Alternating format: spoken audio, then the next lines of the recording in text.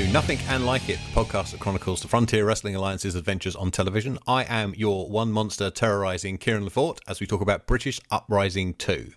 This is our 13th episode, which I guess makes us 1 year on, 1 year older, and I will let you decide which of my two co-hosts is one stronger and one wiser. First, here's your point of no return, Andy Ogden. Andy, how you doing? Exactly that point of no return. I thought you were going to call me Beauty Beast, like Nikita. Oh, beauty becomes violence. Yeah, that's the line, isn't it? Oh, man, I wish I'd even thought of that one. We are, of course, accompanied by your place where heroes burn, Eddie Sideburns. How are you? Uprising, headlining, fight fire, with barbed wire. I'm ready. It's not a rap. It was like a rap. It felt like a rap, and I felt like I could do it as a rap. It's like a John Barnes type of rap about wrestling. I'm ready to go. I'm excited. I'm glad to be here. This was eye opening, and we have so much to talk about. We do. I'm going to try and keep it under 3 hours, unlike last month's episode, though. I got a message from someone I frequently correspond with about this show that just said in all caps, 3 fucking hours. Well, listen, I mean, in our group chat, there was also one that said 4 fucking hours after you two decided to go insane during lockdown. Oh, so actually, quickly, let's talk about that. So Andy and I have actually reviewed this show before. On Graps and Claps in 2021, and I wanted to ask you, Eddie, had you ever seen any of this before? No, and this is something that was completely brand new to me. I watched it while I sent you guys a photo of me watching it. That was me watching it for the first time while today. Working. Yeah, I like to have it fresh in the mind because then I have so much to like. I know some people do it like in advance and stuff like that, but for me, I'm like, if I can get it like a day before, a day or two before, or I can get it on the day. And it's 2 hours 50. It's like near enough 3 hours, and it was. Yeah, it's it's an episode of Raw, isn't it? The editor of the music videos needs to get a grip, though. Like fucking hell. We'll talk about that.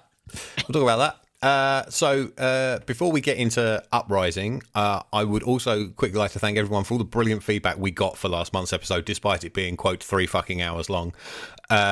We went through 2003 with the help of Brit Res Away Day, Ben Corrigan, who was the FWA superfan of that day. And it's a bit, to use a Ponzi French word, gauche to name names, but we received so many nice public and private messages about that show from fans of the product, former on and off camera FWA talent, as well as current and former wrestlers on the UK scene. It also rocketed up to our 4th most listened to episode within about a week. So thank you very much, everyone. I'd also want to thank Ben again, this time for the excellent thread he put on Twitter about this show last week, which has been a really great memory jog for me making my notes. So, get in your TARDIS, DeLorean or temporal wormhole. We are heading to York Hall, Bethnal Green, London on October the 18th, 2003 for British Uprising 2, a heavily hyped show that it would, it turned out, cap off their highly critically acclaimed 2003. Before the show starts on the day, David Blaine was hanging in a Perspex box over the Thames. There was a fan fest at Lea Hurst's Comedy Club up the road in Bethnal Green. Still there. And a bomb threat. Still there, that comedy club, still there. I thought you say David Blaine was still there.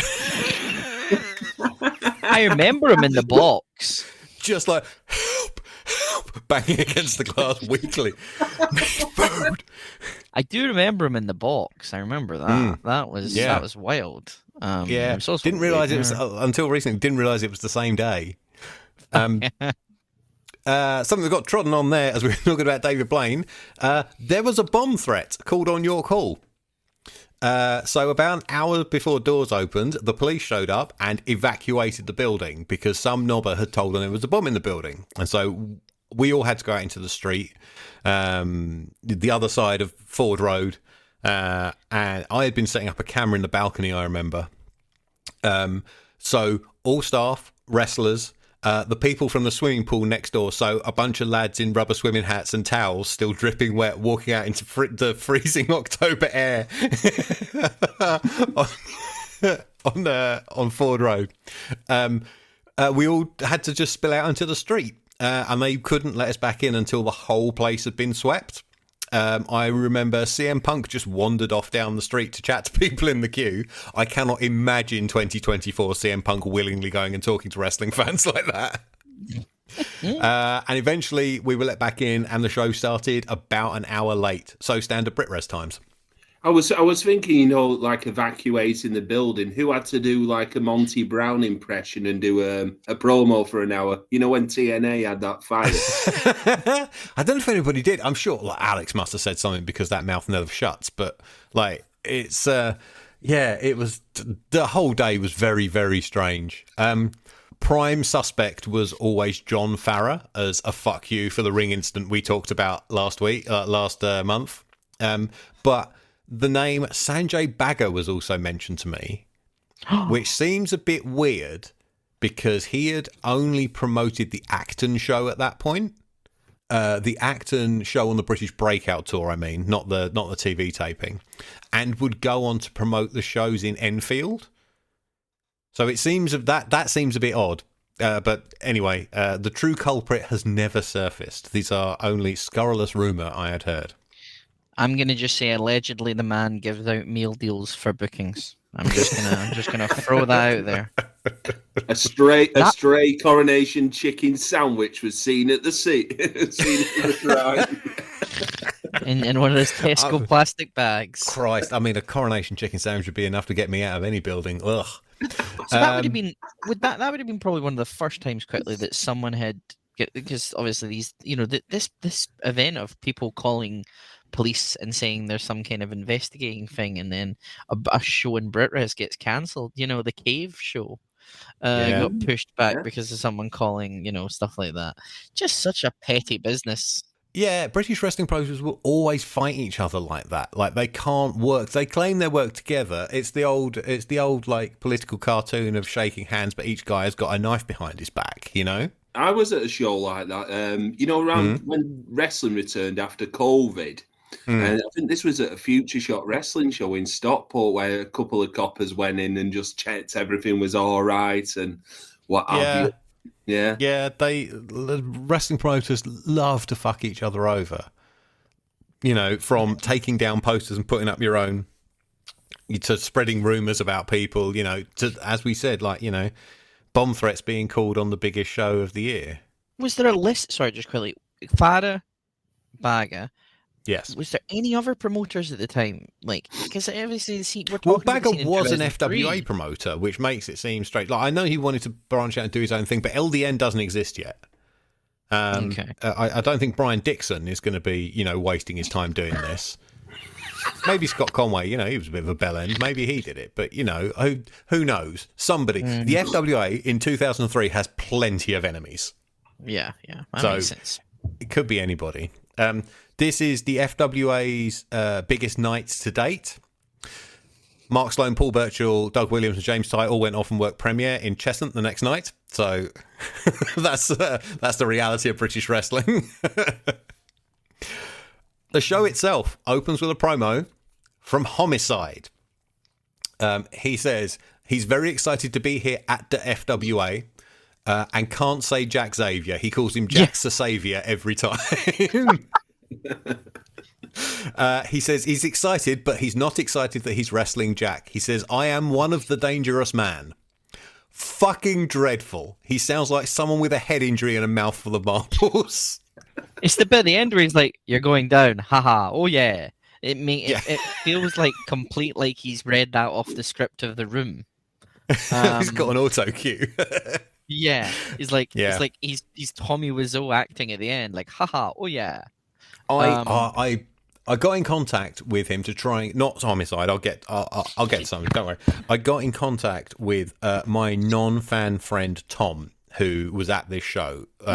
So he had a camera that fit in with the FWA's camera setup, and he came with me with that camera, and we were doing extra stuff around the show. So I wasn't a cameraman on this show, but I was working at the show. And he filmed this. This is I got in contact with him to ask him for any memories, and unfortunately he hasn't got back to me by the time we were recording this. But I do remember him saying that he shot this promo, and that Homicide was remarkably nice for a bloke who goes by the name Homicide. We get a big flashy graphic with lots of fire that misspells Bethnal Green. 1L, not 2, lads. And an in-ring intro from not referee Tony Giles and definitely not referee Nope Never Was, Nick London. Kieran, I was going to say about the flashy graphic. It reminded me of something, you know what you'd see off like Backlash in the 2000s or WWE Backlash, whereas this was like British Uprising 2, sponsored by Mr. Porky's. I felt this gave Insta's off Pasties presents. Yeah. I thought this gave off a vibe of like London's Burning, like proper ITV, like kind of drama TV show to begin with. Oh, I thought you meant Nick London's Burning for a minute. No, I mean that would be an interesting one if it was. But it felt that the intro was like one because I don't know what the guy's obsession was with fire, but obviously when it gets Uprising, well, I guess yeah. But it was like very much ITV feeling. I was like, oh, okay, I'm watching an episode of London's Burning. Yeah, if only they had a proofreader. So Tony Giles looks like Simon Mayo. Nick London looks like he's filming the reboot of Big Break in that waistcoat. I put down Nick London looks like a prick. I can't believe these people actually exist. My comment was, hold up, Nick London looks like the Andrew Coyne, the referee, man. He does, yes. Particularly once he takes his sunglasses off and reveals he is, in fact, Andrew Coyne, the referee. Yeah, this was the on-camera debut of the Nick London character, and they just expected nobody to remember Andy Coyne. Very odd. I seem to recall that the cut to the hype video was not as smooth on the night as it is on this video, and we should probably talk about the opening video. I made this. This was a staple of my showreel for many, many years. Were you a big fan of Faith No More? Was I? Why? Because well, I know the group Citizen Smith, but they got that sound with the music and the singing. You think? You think it's Faith No More? Okay, interesting. Yeah. So Citizen Smith were Ralph Cardle, who played every instrument. And his friend Paul, who was the singer. And then if they had gigs, they had a couple of mates who they'd drag along to fill in all the bits that Ralph couldn't do on the night. The song is Point of No Return, and it was written and recorded specifically for the video. You can tell by the words, obviously. And there are guitar stings after each verse that were put in so I could run relevant lines of commentary over the picture. Ralph didn't tell me that until I'd finished the video. He thought I would just guess. So I didn't put them in. Somewhere I at least have an instrumental version of this, and I might also have an unreleased alternative mix. I definitely do for next year's one. At the time, I had a Nokia 5510, which was one of the few, if not the only, phone that could play MP3s at the time. Remember, the 2003. So there are no iPhones, there are no Android phones. Snake was around then, weren't it? Snake was on that phone. Hey, I was 10. Get fucked, Sideburns. Way to make you feel old, fuckers. I was 24. I put this song on that thing and I played it on a near constant loop for weeks on my journeys to and from work until I knew every note of it off by heart. Somebody on Twitter recently, like the question went around on Twitter, like, what is the song you've heard the most in your life? And for me, it may legitimately be Point of No Return by Citizen Smith. I have to have heard this 2,000 times. I think I obsessed over the fine details of what went on every line of this. Like, this, I recall, took about 70 hours work. So 2 full working weeks of work on just this 3-minute video. I was just given a ton of master tapes. I had access to every camera angle from every show from the previous year because I wanted to do basically what WWE did, which was all the moments the fans knew, but from angles they hadn't seen before. So angles that hadn't gone out on the videotape version. things like there's a shot I really like of is Jody from Uprising 1 on the ramp, like holding up a sign, but it's shot from behind him down the ramp rather than the front on one you get on the VHS. I loved like all the music videos that ECW were put in their TV shows. In particular, the Say It Ain't So Mikey Whipwreck Sandman one has been like lodged in my head since I first saw it. And then 2001 was My Way for WrestleMania 17, and then 2002 was the Desire campaign. Yeah. So like that, My Sacrifice one, and the one they did for The Rock, set to Alive by POD, are like two of my favorite wrestling videos of all time. Like I even still watch them today. Find them in good quality is difficult. If I got access to like that WWE network vault, like the first thing I would do is go and find the master tapes of those videos and run myself off master quality versions. Yeah. But like they won't they're not going to put them on. They've been edited out of all the TV shows and stuff because of the music. They don't want to pay the music rights. Yeah. When you were saying about the ECW ones, I think the one I remember is that November Rain. Yes. It got played quite a few times on like the ECW like hardcore TV, like the full 10-minute video. Yeah, I think if there's one of recent that I really listened to a lot when it first came out, is the Cinderella Don't Know What You Got Till It's Gone, the one that was on the AEW one with Hangman and Omega. I like that. The one I prefer is the Tribute to Daily's Place one. Yeah. That they played like after they did the first pay-per-view after the pandemic, when things started going back to normal. Like that's a cracking video. Yeah, those two are the best ones they've put out, I think.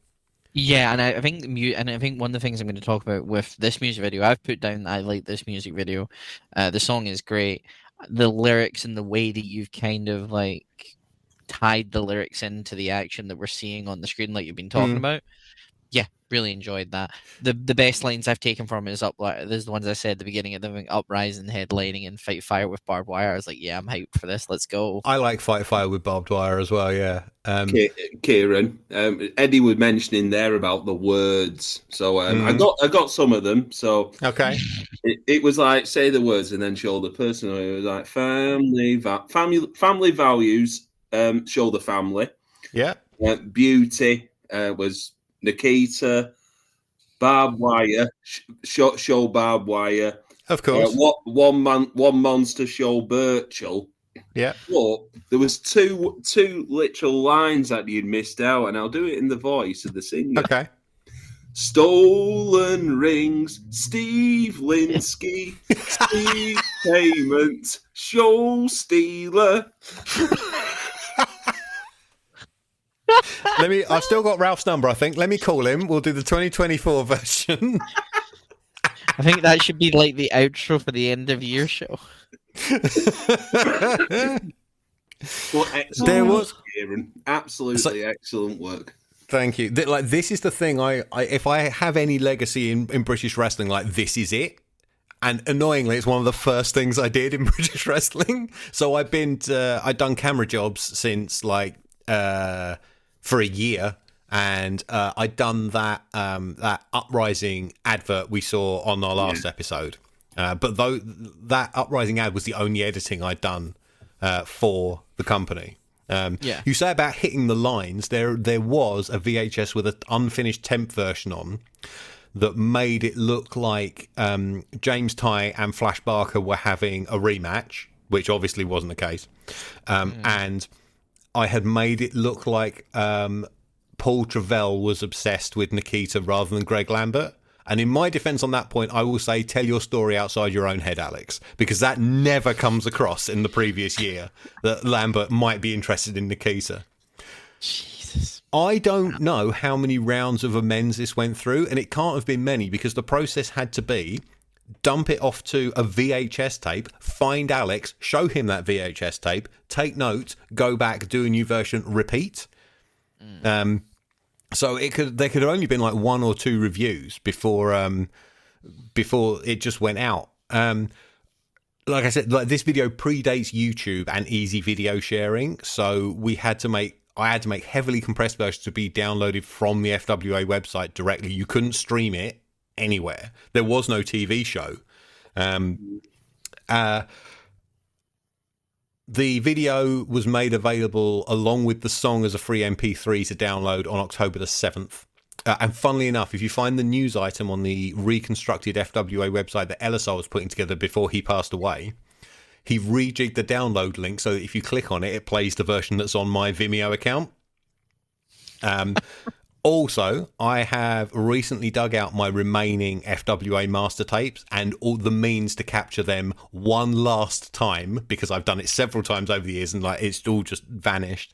And I've been chatting with the person behind the FWA Files YouTube channel, and so a slightly upscaled master quality version of this video is among the first batch of stuff I've sent. And if it's not on that channel by the time you hear this, it will be soon. Right, that's enough about 2.5 minutes of music video. Back to live action. Lots of pyro, and the wide shot shows us that the ramp is on the piss. It is not centered with the stage and the ring. Brit Rares! They have massive pyro fountains all down the edge of the ramp and one on each corner. They go on for ages. There is one corner that is just refusing to go out. I'm expecting the return of Schamberg. Yeah. I want to know what the budget is specifically towards the pyro at this rate, because my God, the amount of pyro used on this show. It was quite a lot, yeah. Our opening match, Jack Xavier versus Homicide. As we go along, would anybody like to play an age game? Yeah. We can make guesses at ages as we go along, as we do with British Uprising. I will start you off with, I believe Jack Xavier was 21. Mm-hmm. Does anybody have a guess at how old Homicide is here? 23. I would go 25. He's 26, so marginally older than you may think. I like Homicide's entrance music, and I like the... Andy doesn't. No, it's Beanie Siegel all the way for me. We're not playing copyrighted music on this show until we do later. What I really like above the music is the entrance lighting that looks like police sirens. Yeah. I like the red and blue lights, the police. Andy doesn't like that either. No, and it's not that. When you mention the lighting, it's the Batman signal lighting, in the middle. Oh, the spotlight. The spotlight's fucking dreadful. The spotlight on this show has somehow been set above maximum. It is so bright. It's terrible. Absolutely terrible. Sack the lighting engineer. Yeah. Homicide was announced for this show 10 days before the show. Jesus. Tony Giles short circuits during Homicide's entrance. He pronounces Dan Maff as Dan Marf, and then comes out with this incredible line where he goes, "Now tonight, Jack Xavier, if he's ever had a match, balls," and they just left it in. He has quite a meltdown during this entire show. This poor Tony Giles. It's like that machine in The Simpsons where they have the radio and it just malfunctions and they have to keep hitting it again or whatever it was. And he's just consistently making mistakes. Do you think every time like Tony Giles ran out of English, like Nick London's in the commentary booth and just bashes him on the side of the head? Me fail English? That's impossible. I like Jack Xavier wearing what looks like a custom like football top, like not like a custom made one, but like one of those ones like Diodora or Sharp would just release without any logo on it or anything. But yeah, like I kept looking at him like, what's he wearing? This is the Jack Xavier attire. You're going to get to see this throughout the entirety of 2004. Get used to it. There are no variations. This is he has the same attire in all 4 slots when you press C left. Just tiny changes to the colors of stuff. No, not even that. There are no palette swap Jack Xavier. It is this and only this. Jeez, oh man. So Xavier gets the best of the opening exchanges. He drop kicks Homicide out to the floor, where he plays frustrated and flings a chair into the ring. And back inside, Xavier is still in control with chops, rope running, and a sunset flip for a 2 count for getting leveled with a clothesline. Homicide with a running boot in the corner that gets a replay, 2 face washes, 2 Tree of Woe drop kicks, incredibly hard spine kicks, and a loud slap. This was like, Homicide has had enough of this bloke already, and we're 3 minutes in. Xavier backdrops him over the top rope, mostly hits a moonsault off the apron, which has become his signature dive. Homicide scarpers back into the ring after taking a suplex and a clothesline on the floor. I like the way the clothesline is shot, so you get Homicide in the distance and like Xavier's meaty arm in the bottom of the frame, and then he runs and hits the lariat. Homicide comes back with a hard lariat in the corner, a really nice double arm superplex off the top, but Xavier kicks out and then pretty much power bombs himself with a messy Hurricane Rana and gets kicked in the head with it. According to Tony Giles, he has been busted open around the nose and face region. What else is in the face region other than the face? He kicked his face out of his face, literally. He did, yes. Homicide, the Owen Hart of the 2003 indie scene. Jack grabs the ropes to escape an STF and kicks out of a top rope stomp. Homicide is not a small man by any means. Yes, he is. He's like 5'6". He's tiny. Same height as Jack, weren't he? You'd probably say. Yeah. I'd like Jack Xavier is bigger than Homicide, I think. Yeah. Xavier makes a comeback with the appallingly named Nip Ziguri, which has always sounded far more racist than it actually is to me. Jack ducks a lariat, throws a German suplex that Homicide flips through and mashes in with a heavy drop kick. He throws Xavier outside simply to hit his cannonball dive through the ropes and demands a count out, but Jack is back in at 9. I love him counting along with the ref. I thought that was just pure shittery from him. Jack cuts Homicide off on the top rope with a superplex that only gets a 2 count. Homicide back heels him in the nads right in front of the ref, who simply counts the subsequent ghetto clutch pin, and Jack kicks out. They have had golden opportunities in this first match to demonstrate that the FWA uses a count of 20 on the floor and show the red and yellow card system for the low blow, and they fluffed both of them. The whole thing, I mean, because obviously this has been implemented since, 2003? Since the beginning of the year was it implemented? This? Yeah. New Frontiers 2003, February it came in. And then there's a bit in a match later on where an event happens and something happens, and the ref and the commentator goes like, "We've seen plenty of this stuff happening tonight, and now," and it's like, it's only just happened then, and it's like, they should have implemented more. Yeah, they absolutely should. The stupid ref though then threatens Homicide with a yellow card for going for the cop killer. Jack Xavier, though, flips out of it, hits the latest of the 3 Xaviators and scores the shock pin. This result was very controversial at the time. So Homicide is quite the rising star in the US Indies and in 0-1. He's embroiled in a high-level blood-soaked feud with Steve Corino in Ring of Honor, as well as a perpetual challenger for Samoa Joe's world title at this time. And people were pissed that he lost to Jack Xavier. You can hear Jack getting booed after the pinfall.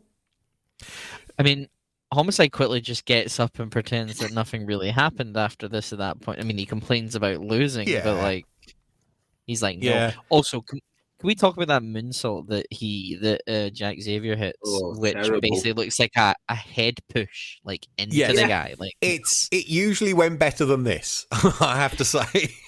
It's like if a kid tries a backwards dive into a pool but doesn't really do any of the motion, and it's like, I'm just going to bang you in the head here. Do you mean it's like if Kieran tries a backwards dive into a pool? And Yeah.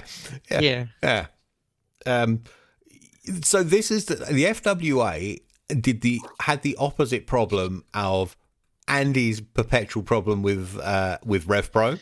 So RevPro is everybody lays down for the imports. The FWA, the locals go over.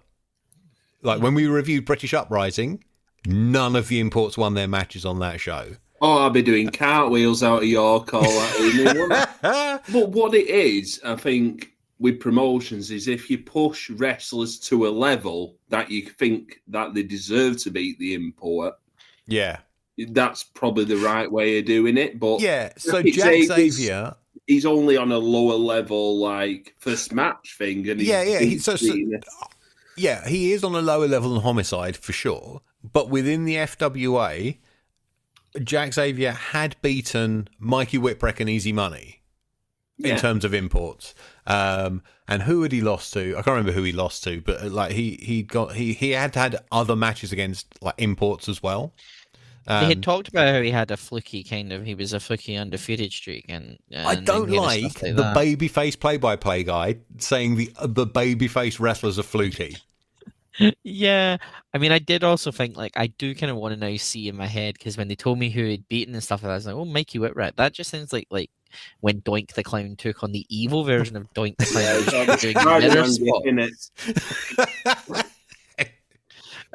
Kane versus fake Kane.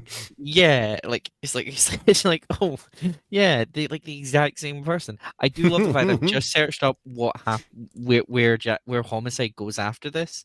He goes to Ring of Honor and beats Samoa Joe in a no holds barred match in 14 minutes. Yeah, he does. Yep. That's wild.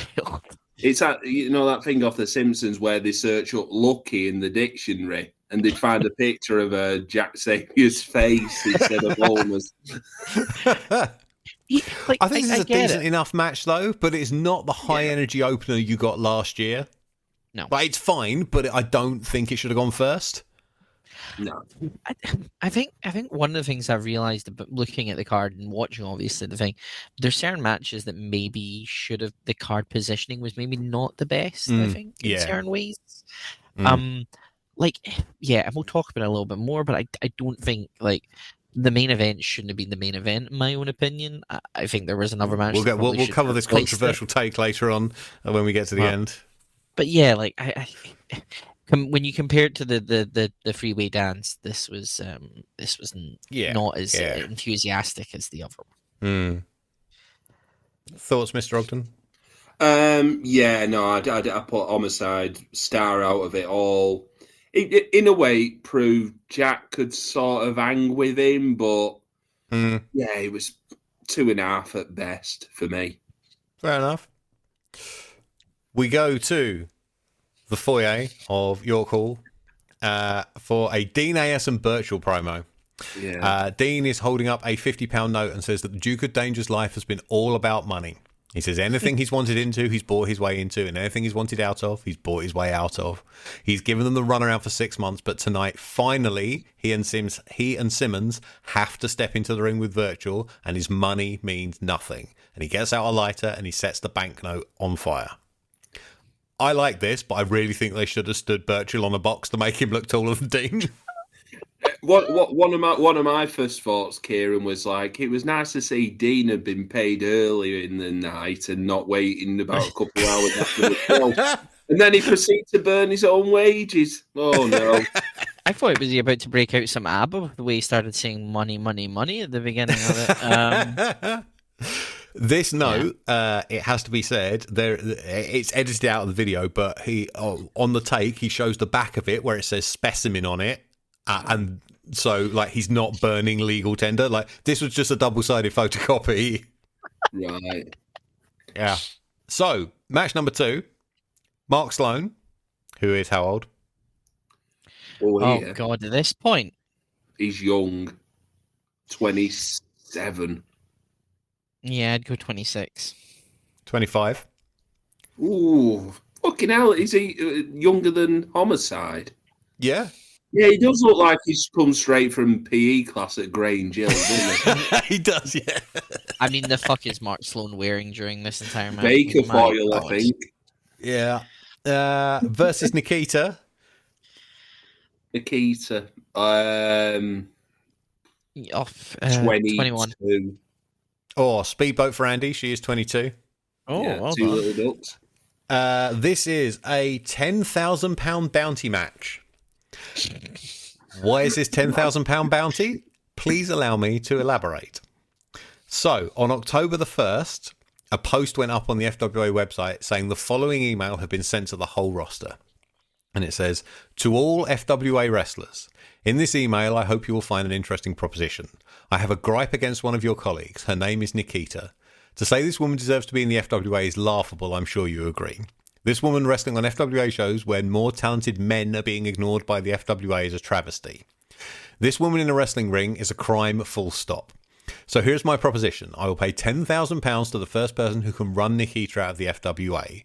I want her to find out what wrestling a real man is like and for her to hurt so badly she will never want to lace up her wrestling boots again. I will be at each and every FWA show, starting from Uprising, watching with a bag of money. So if any of you can do this for me, I'll be there to pay off my end of the bargain. Signed, a real wrestling fan. And there was a response from Nikita that was posted that says, whoever this is, I don't care. No one will drive me from the FWA. This business is in my blood. If any lowlife wants to accept this fan's proposition, then I welcome the challenge. I will be at Uprising, my boots will be laced, and I will meet any wrestler one-on-one. I will prove at Uprising that I deserve every chance I get to wrestle in the FWA ring. So, Mark Sloan is accompanied by comedy misogynist Stevie Knight, who takes Jane Childs' mic, berates her, and complains his mic isn't working. His mic actually worked fine. It just has a limiter in it that cuts out if you yell into it too loudly to stop you yelling into it loudly. Right, now try getting that through the thick skulls of 25 wrestlers. It took them months to figure this out. Infuriating. Everybody, every idiot would still hold this right to their lips and scream into it. So, Knight denies putting the bounty on Nikita and says because he couldn't get booked to wrestle, he is now taking over ring announcing. He introduces Sloan as one of the best athletes with one of the best bodies and the greatest tan in British wrestling today. So, this was done obviously as a rib on Sloan because he and Stevie Knight did not get on. On tours with another company, Knight had picked on Sloan mercilessly, just ribbing him into dust, and Sloan did not like him one bit. And this was just another Alex way of digging Sloan in the ribs. Yeah. And then he would make them a tag team the next year. Knight then introduces Nikita as being from the roughest and cheapest brothel in London. She claims to weigh 9 stone, but by the looks of her, 8.5 of that is around her ass. Jesus Christ. Yeah. Mighty pissed off at this. Nikita storms to the ring where Sloan jumps her and we ring the bell. Stevie Knight, as she's coming to the ring, shouts, "Come out then, you stupid cow." Yes. I was like, Jesus Christ. Yeah, I think we kind of covered this like last month. He'd done this on Hotwired as well. And the problem was his material was too funny to like a bunch of 20-something male wrestling fans. And he was getting cheered. You can hear it here as well. Like they like some of his lines. Yeah. And it's the fact that like when he immediately sees Jane Childs, he calls her a cow and stuff like this. And I just feel like I was like, What? It's like the only thing we can do with Nikita is misogyny, and I'm like, okay, right, it's 2003, I get it at this point, but like, God's sake. It is that, but it is also like, and I know she's been there over a year, but it is proving she can hang. She is the only woman in the ring in the company. Yeah. And would continue to be for some time. Spoilers. So Sloan gets distracted by the Sloan's a monkey chant, and Nikita fights back to take it outside and kicks his ass on the floor. There's a lot of chin lock / wrist lock reversals that end up with Sloan applying an abdominal stretch. Nikita reverses it, ends up in an inverted gory special for a bit, but then ducks a super kick to flatten Simone with who the fuck is Simone? Sloan with a Simone drop. It takes 3 cuts to get Nikita through a middle rope dropkick. I do not know what the editor was doing. But Sloan catches her leg on a round kick, sweeps out the back leg, and applies a standing figure 4. And when she sits up in it, he grabs her head and hits a DDT without releasing the leg. Fucking hell. 20 years later, this move popped me off my sofa. I had completely forgotten he did this. Brilliant. It is really good. Brilliant. He kicks the shit out of her in the corner and applies a Tree of Woe assisted Argentine backbreaker motions for a buckle bomb, but she escapes into a Northern Lights suplex for a near fall. She has the advantage and presses on with a flying head scissors, a random cut to the crowd, which I assume removed a botch, and a catatonic across the knee, but misses a moonsault. Sloan channels his inner Bull Nakano with the Bull's Angelito / Scorpion Crosslock / whatever PG called it, but lets it go when she doesn't quit. Nick London then says, I have all the respect in the world for Mark Sloan. Thanks to him, he laid the foundations for a wonderful job in commentary. What? Did he just tell you were a shit wrestler and you should stick to commentary? Because he was a shit wrestler and, well, he shouldn't have stuck to commentary. But, yeah, just so bizarre. Doesn't make any sense. Sloan misses a corner charge, gets a lariat in the face, and then Nikita turns his wheelbarrow into a small package, which, if you're not a wrestling fan, sounds like she took apart a gardening implement and stuck it in the post. He kicks out of that. She ducks a super kick again, but this time Sloan waistlocks and O'Connor rolls her as he passes behind. She kicks out but gets powerbombed to Sloan's knee on the top turnbuckle and then hit with the Tomorrow Driver, which is a brainbuster onto the knee. You might have seen Adam Cole do it. Mark Sloan was the first person I saw do it almost 25 years ago. Yeah. Nikita turns a second one into a small package and scores a 2 off a crucifix into a sunset flip, but Sloan gets a 2 off a fisherman suplex and a move I'm going to call Angler Theory, a rolling fisherman suplex. There are so many fisherman suplexes and fisherman busters on this show. Yes. Like, I think there's at least one in every match. That and a kick in the bollocks. In fact, I'll tell you right now, this match, the man versus woman match and the main event, are the only 2 matches on an 8-match show that don't have someone getting kicked right in the scrot in front of the refs. The problem with Mark Sloan's offense is he is a child's creator wrestler. He's like when you are playing SmackDown game or whatever, WWE game, and you flick the stick to preview all the finishers as they scroll by on the side, and he's just decided to keep them all. It's like he's invented finishers for the whole roster and decided to hang on to them himself. But because people have to keep kicking out of all these brilliant and creative moves, they don't mean anything. Like, pick 3. And then give one to James Ty, give one to Paul Travell, let Alex Shane do whichever one he can do, you know? It's so weird. He just can't let go because he's in the position, you know, he's like, oh, he used to be the big man in FWA, hence the documentary, you know, look at me, I'm booking all this stuff, blah, blah, blah. And now he's just reduced to, you know, this segment, this match. It is a whole, his entire arsenal is teacher torturing student moves. Yeah. And it doesn't quite work. And it's a shame because a lot of them are really inventive and his execution of them is really good. Like, somebody has to steal that figure 4 DDT because that fucking ruled. Yeah. He's very much a harsh bastard here to Nikita with the moves and stuff like that. And there are, like, with the heat and stuff. And there is some obviously nice innovative moves in it. But yeah, like, some of the points here I'm looking at, like, you're going a bit heavy on here, Mark. Yeah. So she ends up parked on the top rope, but she boots him, clubs him between the shoulders, and quickly scores the pin with something resembling a tornado pedigree. Yeah, I put that tornado pedigree, yeah. Which is interesting considering the next match. I wrote, started bad, but got better. I'm probably not going over 2 stars, though. Ooh, I've gone different here. Yeah? So just a few notes before I get into the final rating. So obviously Stevie Knight with Norman Collier's mic. Yeah, yup. Something I did put in our group chat about Steve Linsky in the red and black get-up ref gear, that he looked like Ken the Barman from early doors. I think you have sent me or given me that reference at least 4 times for Steve Linsky over the years. He is Ken the Barman. Stevie Knight going full Vernon Manning. What's it? I met Stevie Knight in person twice. Absolutely lovely chap. But yeah, proper Vernon Manning routine here. The actual, like to the end, I did put, despite Sloan looking like shit, this has been a really good match. And I give it 3.5 stars out of 5. Wow. Enjoyed it. Really, I think I enjoyed it just because of the innovative manoeuvres. You're right about Sloane looking like a pile of shit that has come dressed as a pile of shit. Yeah. His gear is dreadful.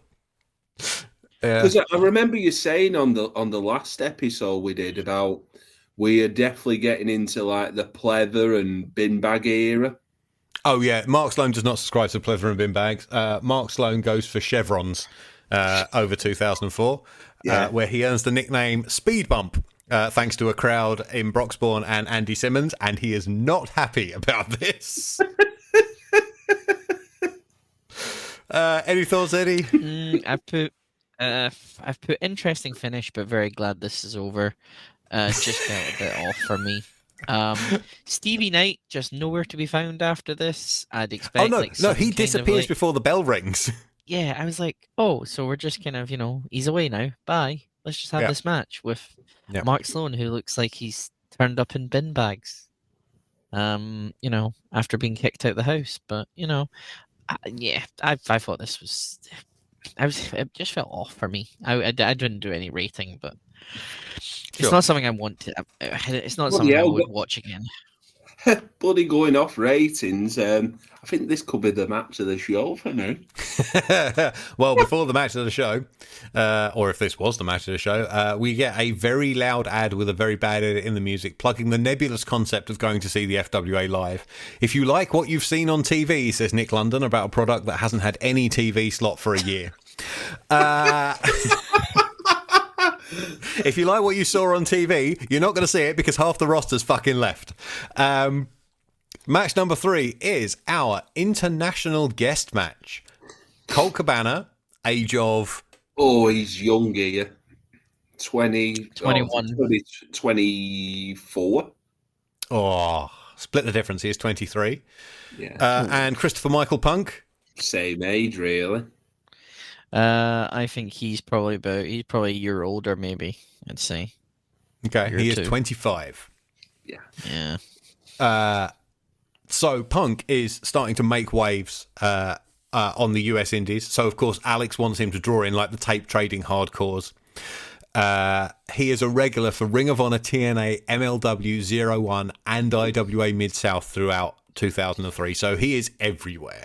I probably had all them DVDs as well. Yes, and in February, I think, he had that 93-minute match with Chris Hero. Mm. And as I heard it, that's who Alex thought he was booking as Punk's opponent, having got Colt and Hero mixed up.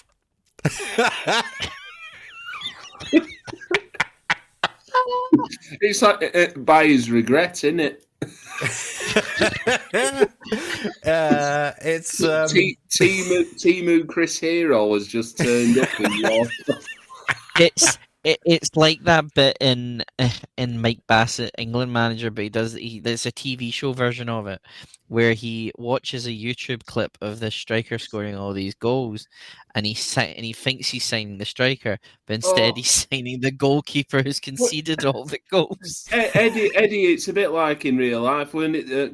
Southampton, who had George Weah's cousin, Ali Dyer. Yes. Yeah. Yeah, and they played him for 10 minutes and he was absolute garbage. Well, in wrestling, Johnny Ace signed the wrong one-legged wrestler, didn't he? Yeah. Which is how we ended up with Zach Gowen on SmackDown. So Punk had a series with Hero and a series with Colt, like pretty much at the same time, and Alex got the two of them mixed up. One of my first notes was their careers are intertwined, whether in the ring or in the courtroom. Yeah, this is back when they were friends. This match was announced 9 days before the show. Brit Rest, it never changes, does it? Yeah, so Punk had been announced as being on the show, but he hadn't had an opponent announced. They did mention it because I think they were saying like he was one of the most kind of more requested people after Frontiers of Honor or something like that, or one of the things from what the commentary said. Yeah. Our ring announcer here is John Atkins. Oh, okay. He tells us this is an international guest match and, quote, will be fought under USA rules. What are USA rules? It just means they're not going to do the red and yellow card shit and it's a 10 count on the floor. Okay. I quite like Colt's theme as well. He was using Copacabana on the Indies, and there's no way the FWA were playing that at this show. Punk has someone's music from the Portsmouth series, but I can't be asked going back to figure out whose it was. Because he was probably coming out to AFI at this time, and they weren't going to play that either. So they wrestle around a bit. Colt does a load of his silly boy stuff, and neither of our commentators know the name of a front face lock. Crowd goes wild for Colt when he simply trips Punk up to prevent a running shoulder block. That's quite a fun spot. Like, he does the come on, shoulder block me challenge, and when Punk goes for the second or third one, just steps aside and puts a foot out. Punk wasn't watching the opener, apparently, as he gets Cabana down in the corner and face washes him. And I noticed the commentary track is ever so slightly ahead of the rest of the picture and sound. Great work, Sumners. Glad you went out of business. Colt comes back by flinging Punk back of the head first into the railings and hitting, for Colt's size and shape, a really impressive Azai moonsault. Much better than Jack Xavier's. Oh, yeah. Yeah. Yeah.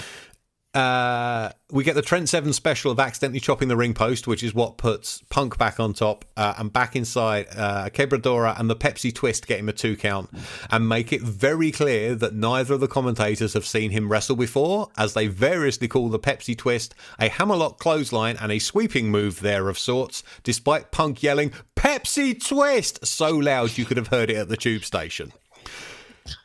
The lighting guy then decides a delayed suplex from Punk needs flashing yellow lights. I was like, what's happened? Someone had like a stroke in the background and just decided to mess around on the light switch. Yeah, there's a cat walking across the lighting board. We get another Tony Giles malfunction as he can't remember which one is which. Some horrible editing and more flashing lights for Colt's otherwise nice springboard twisting sunset flip for Punk crushes him with something I don't think I've ever seen before or since. He hooks him as you would for a side effect, but also grapevines a leg and goes down with him STO style. Cabana still kicks out. I thought Colt's tornado snap suplex looks really nice, but Punk flattens him with a leg lariat before he can start a comeback, and they trade pins. Punk gets out the Colt 45, and they get a little lost for a minute before Cabana catches Punk coming off the middle and hits a double underhook twisting driver, and this is the move that James Tye would eventually take and rename as the Tye Fighter. Nice. I believe I named that move in a commentary session. Action speeds up with Cabana in control, roll up, backslide, flying head scissors, and what I called a beefy lariat. Punk does a flip, yes, really, when Cabana pulls him out of a corner and gets a 2 count off a hammerlock leg sweep DDT, yes, Andrade's finisher in 2003. Colt backdrops his way out the Pepsi plunge, and when Punk holds on for a sunset flip powerbomb, clamps on the Iron Claw. "Give up, you pussy!" yells Colt just before Punk hoofs him in the balls right in front of the referee. Oh. Which the commentator cover with, "Well, it is under American rules.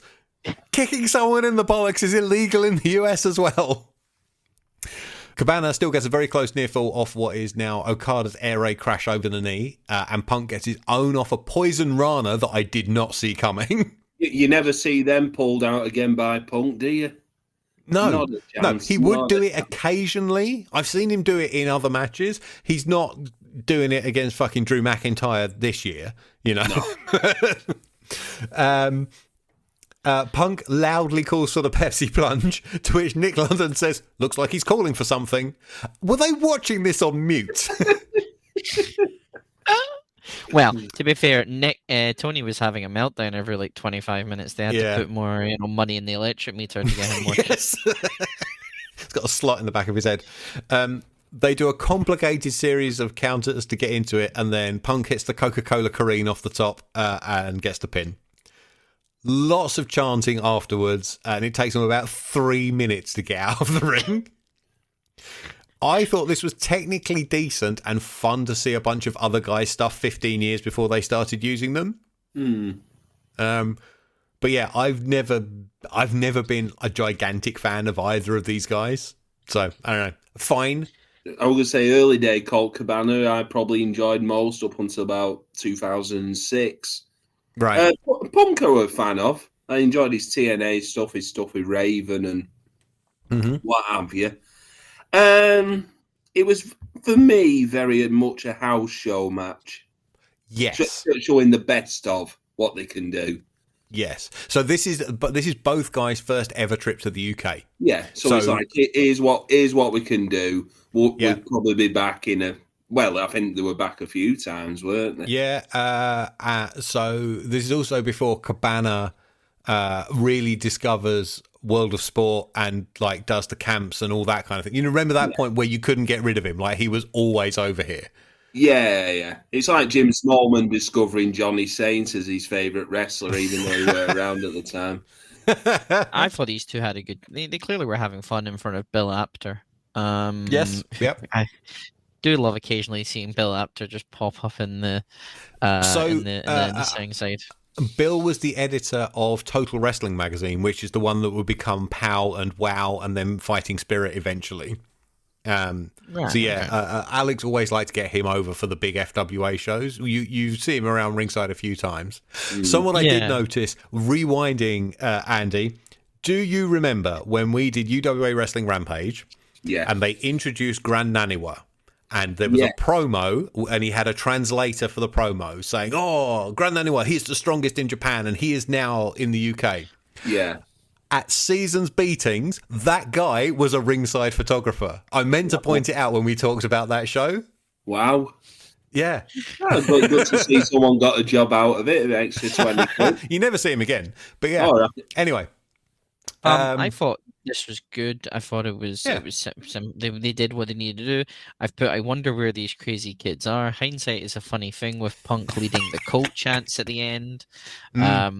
Some of the facial expressions as well. Like there was a moment where Colt went for the moonsault and the camera shows on his face and he's like completely surprised, and then like the camera turns to Punk and Punk's just going holy shit. I like this. There's a bit where he goes, "Oh, I think it's Nick says, 'Oh my Lord, Tony,' and like really loud." But I thought, this is free. This is 3 stars for me. I thought it was enjoyable. I think as a match, it's mechanically good, but as relates to the FWA, it doesn't mean anything. Like there were people at the time annoyed that these two imports weren't each being put in a match with an FWA wrestler and they were wrestling each other. There were people who saw this as a waste of time and money. I can understand that. Yeah, but if you look at the rest of the card, are you really going to stick them in with? You don't want to see Colt Cabana versus Ian Disciple.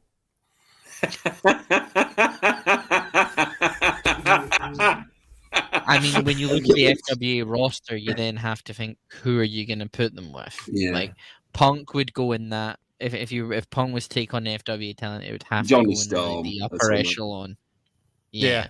And Cabana, you'd probably put in mid card, so you'd probably put him with like a babyface against Mark Sloan or something like that. But or maybe. The Duke maybe for a laugh.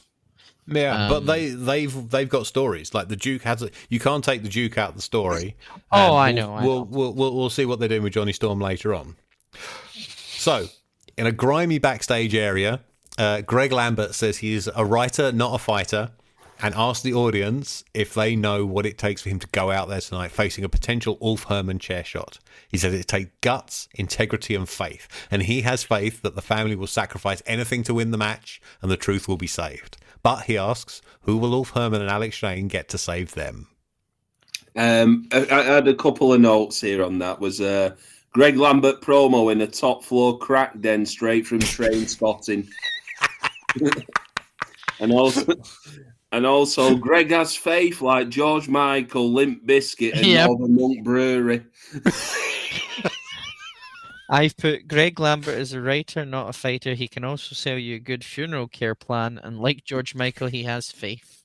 Yeah, he's a good promo. Like I think his material is good. It all makes sense. It's all in character. Well spoken as well, isn't it? Yeah, exactly. He doesn't trip over his words. He got very good at those promos very quickly. The two managers they've got in the company, Dean and Greg, can both speak really well. Like humans. It is a far cry from Angel and John Farrar and Capo Khan. They're blazing me raw. They're cussing me down. and primary school drama school scenes from the TV show. Yeah. How much of a different product is this than the one we started watching a year ago? Yeah. It's taken off. The next match might have the greatest stipulation name of all time. Someone needs to use this again. This is an Apocalypse Grudge match. What a name. So, this is a non-title, no disqualification hardcore match where if the family win, Alex Shane and Ulf Herman are gone from the FWA, and if the show swearers win, Greg Lambert must take a chair shot from Ulf Herman in the middle of the ring. The family have their Triple K burning crosses again. They also have their entrance music relayered over the top in the edit to thicken out the sound, and it is off by a fucking mile. Good work, Sumners. Glad you went out of business. Kieran, yes. As well on the entrance, we've got to mention Ian Disciple's disco pants. Yes. He is wearing... Has he got red hair now? He has some hair. Because do you remember, like a few months ago, the gimmick was he was bald and like disguised himself as Paul Travell so they could win a match. Yeah, he then regrew the hair so they couldn't do that again. Right. So he's got some of that demoxenil, hasn't he? You know, with falling lots in the wind. He still looks like an utter definitely like someone you would hire for like a goon squad or something like that. I don't think I'd hire him for anything. Jesus Christ. No, not to do anything, just to stand there. And then someone would probably kill him anyway, to be fair at that point, if he was in like a movie goon. How did FWE have to explain the fire hazard with these crosses? I have no idea. I have no. So this wasn't like fucking Jack Xavier and Mark Sloan rigged them up at the beginning of the show. It wasn't like that shitty Robot Wars entrance thing we saw. Like they had an actual pyrotechnician. But yeah, I think they do the flaming crosses on 3 shows, and that's it. And we've seen 2 of them. I do remember that when I did it might have been the opening titles for the TV show, I wanted the group shot of the family on the stage, but they're holding their burning crosses, and I cranked up the highlights in the colour to sort of blow out the white of the flames. You can't, so they just like they're holding sticks on fire, and you can't see the shape of what is making the fire.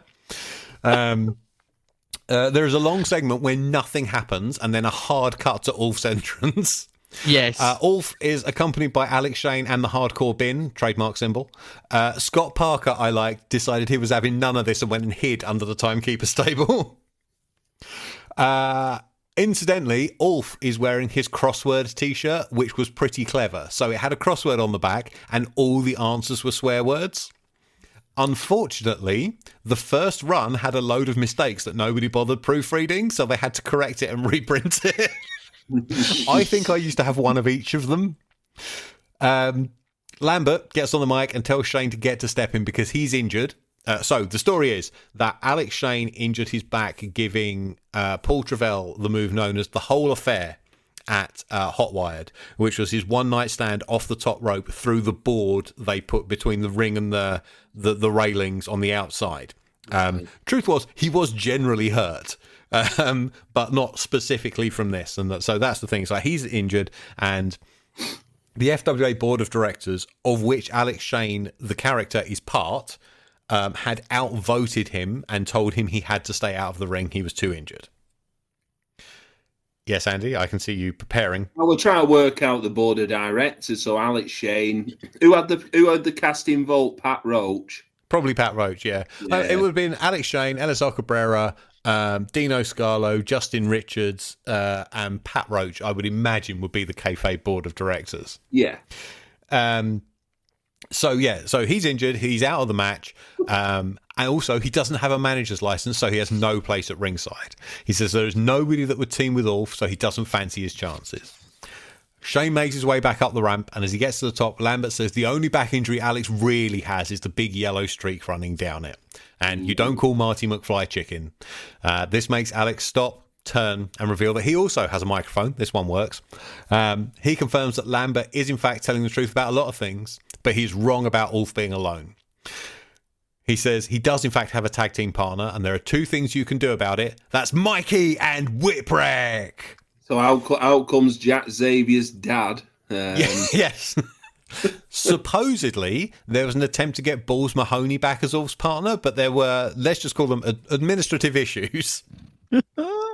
So we get former ECW star, because don't you know, Ulf Herman is an ECW superstar, Mikey Whipwreck, accompanied by Corner Pyro and his very own hardcore bin. And officially, our match is Raj Ghost, aged 18. 18, yep. 19, yeah. Yeah. And Paul Travell. Oh, it's round say 21. 24. Versus Ulf Herman. Oh, God, I should know this. 31. 41. Oh, so you've gone 41 and Eddie's gone 31. He was 37. Yeah, I knew because when I saw him at 1PW at Doncaster, I thought, oh yeah, no, he was around 60 then. Yeah, he's not. I think he's like 58 at the moment as we record this. I think he's 60. Yeah. And Mikey Whipwreck, 30. Hard paper round 26. You're one speedboat apiece. Eddie is correct at 30. 30, right. So Travell starts the match by trying to persuade or maybe hypnotise Mikey into joining the family. And it got me thinking, one of them should have had a hypnotist gimmick. Can you imagine Ian Disciple, the Brummie Hypnotist? Look into the eyes, not around the eyes. Look into the eyes. Him or Brandon Thomas would have been perfect as the Brummie Hypnotists. Yeah. Get Paul McKenna in as a guest, timekeeper. Does Mikey Whipwreck have the Bee Gees on the back of his jacket? So Mikey Whipwreck is wearing an Ozzy Osbourne t-shirt, and it's an AC/DC shirt over the top. Right, okay. Because I was like, just the way I was like, is he a big fan of the Bee Gees? Like, don't get me wrong, we can all be a fan of the Gibb brothers, but, I just didn't know. Well, there were nearly one wrestler in this who didn't stay alive. That is true. Yeah. Mikey looks like he's considering joining the family, and then unloads a barrage on Travell, who does some good comedy selling. He also does some great stooging as they do a comedy rope running spot that sees him bonk into Ghost and then almost get pinned with a roll up. More comedy as Travell and Raj repeatedly mistakenly elbow drop each other before Herman gets the tag. Yes, it's one of those annoying matches where it's the first half is just a normal tag match for no reason. Yeah. No sells a bunch of Travell's stuff and plants him with a twisting bossman slam. Nick London then uncorks one of the dumbest lines I think I've ever heard on commentary. He says, "I wish this was no DQ, but unfortunately its disqualifications are not allowed." What does that mean? What the fuck does that mean? Why was that bullshit not edited off this tape? Sorry, neighbours. Sorry, neighbours. Like, number one, they start Apocalypse Grudge match, then they say it's going to be contested under hardcore rules. Yes. Then it's treated like a normal tag match where they tag in and out. Like, yes. I'm sorry, but why are you not doing this as Tornado, especially when the fact the family, I think all four of them near enough who are the wrestlers are getting themselves involved. Should have been 10 minutes of insanity that goes all over the building and then ends in a pinfall in the ring. Yeah. This shit is not hard. Yeah, it just feels like they're like, oh, but we've got to stick to those tag rules and stuff. That's like, what the fuck are you guys on about here? London then immediately follows that shit up with, so Ulf does like a middle rope side effect that starts with his opponent, like who's sitting on the middle rope, right? And London says normally that would be illegal use of the second rope. I nearly went and found a shoe to throw at my TV. That's a perfectly legal move. Tony Giles and Nick London always sound like they are only commentating for each other and they each think the other one is blind. it's this show. So when I watched all the 2003 stuff, I could hear an improvement in Tony Giles. This one, he regressed back to British Uprising, the first one. They were appalling up and down this show. And if you're listening, I don't care. You were shit. You were terrible. Again, in Tony Giles' defense, he was malfunctioning the entire show. I mean, he has to sit beside a prick. Sorry, Nick. Not sorry, but maybe we'll see how we feel. A man who looks like he's a fucking wanky you see at a nightclub, and having to do commentary while his brain was seeping out of his mind. There's like, don't get me wrong, there's moments where they're like, and like they say, there's moments where they have good, and I don't think I've got many criticisms about the commentary on this show.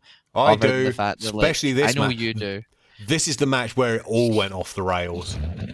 Fucking hell. But the way this match was organized, like, again, it's like this is Apocalypse Grudge match, but it's under tag rules instead of tornado tag. Yeah. And then it's just it's getting the wrong image. Like, you're trying to promote this as like some really important thing. And yes, maybe it's a little bit annoying that Alex isn't in this match. But in the same way, you've got Whip Break, make it a tornado tag. It's not fucking rocket science. It really isn't. Yep. I once saw a man walking around with a t-shirt that said it ain't fucking rocket surgery, and that's how I feel about this match. So Herman chucks Paul out onto the rest of the family who have been hanging around ringside, does a plunger out onto all of them at once, and then Mikey Whipwreck flattens the whole lot again with a flip dive off the top.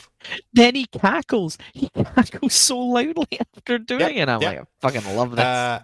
Parker and Disciple run in, and the four of them try to swarm the baby faces to no avail. Travell gets beaten up some more until he backheels Mikey in the nuts for what we shall charitably call the heat. Nick London calls it, and I quote, a Greco-Romo kick to the testicles. This is taped. Do it again. Travell did a move where he leapt from monkey flip position into a Hurricane Rana that I thought was quite impressive. And then right in front of the camera, Ulf has to tell the referee to go and count a pin on his own partner. Mikey foils a second Travell Rana. Ulf gets the tag, goes clothesline crazy. He also creases Travell with a very nice Atsushi Onita style Thunderfire powerbomb. Raj Ghost was born to take the chokeslam from Ulf Herman. Yeah. It's like he picks him up 9 feet in the air and just drops him. These look really good. Ulf does the muscle buster on Travell, but doesn't fall backwards like Samoa Joe does. He drops to his knees. That must have killed. And then that gets dropped back straight into Whipwreck doing a reverse suplex into a stunner. Oh, this entire match is Paul Travell getting his ass kicked, the poor bastard. Despite them enforcing legal tags for the past 10 minutes, it's now suddenly fine for Mikey, who is not legal, to cover Paul Travell, who is. Ulf then introduces the bins of goodies and sets about Trav's head with a roasting pan. And again, I wanted to strangle Nick London as he says, that brings new meaning to the phrase, scrambling your brains with a cooking pan. Shut up, you thundering bellend. That is not and never has been a phrase. Fuck me. It's like when he complains about the baking tray and he's like, this shouldn't be allowed. And it's like, shut the fuck up. Yes. Just shut up. To a chant of VCR, Herman no doubt concusses Paul with my old video recorder. Yeah. So earlier, the thing didn't work, and earlier in the day, me and Tom had opened it up and removed all the really heavy stuff and just dropped a load of light components in. So if it opened, like, stuff would fly out, but that still had to have hurt. He then casually flings it over his shoulder, whereupon it hits the York Hall floor corner first, no more than 2 inches in front of Raj Ghost's face. Ghost, the expression on Raj Ghost is a picture. Like, if he had been one step further forward, he would have been killed. He was less Raj Ghost, more Raj Ghost with the yes, I've always felt a bit odd about having unwittingly provided the weapon for an attempted murder. So the baby. The baby faces walk wild with weapon shots to all the family members. Raj gets a camcorder smashed on his balls. That wasn't mine. The hubcap that Travell clobbers off with had been in the bin at least since the Newport show in April. Travell comes off a ladder that has magically appeared at ringside to hit Herman with a tornado DDT. And we get this fantastic, very harshly lit close-up of a wide-eyed, blood-covered Travell looking like a complete maniac. Which you use in the end credits. Who uses in the end credits? I think you use them in the end credits, don't you? We'll talk about that video. I did not edit that. I have many things to say about that piece of shit. So, Ulf, despite just taking a tornado DDT on the bare floor, is immediately back on his feet and hitting Travell with a barbed wire baseball bat.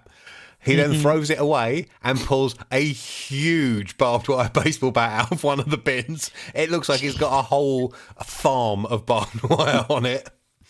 One of the 50p Dreamcast keyboards gets shattered over Trav's nuts. And despite what the commentators say, I can confirm he has gone on to have at least one child.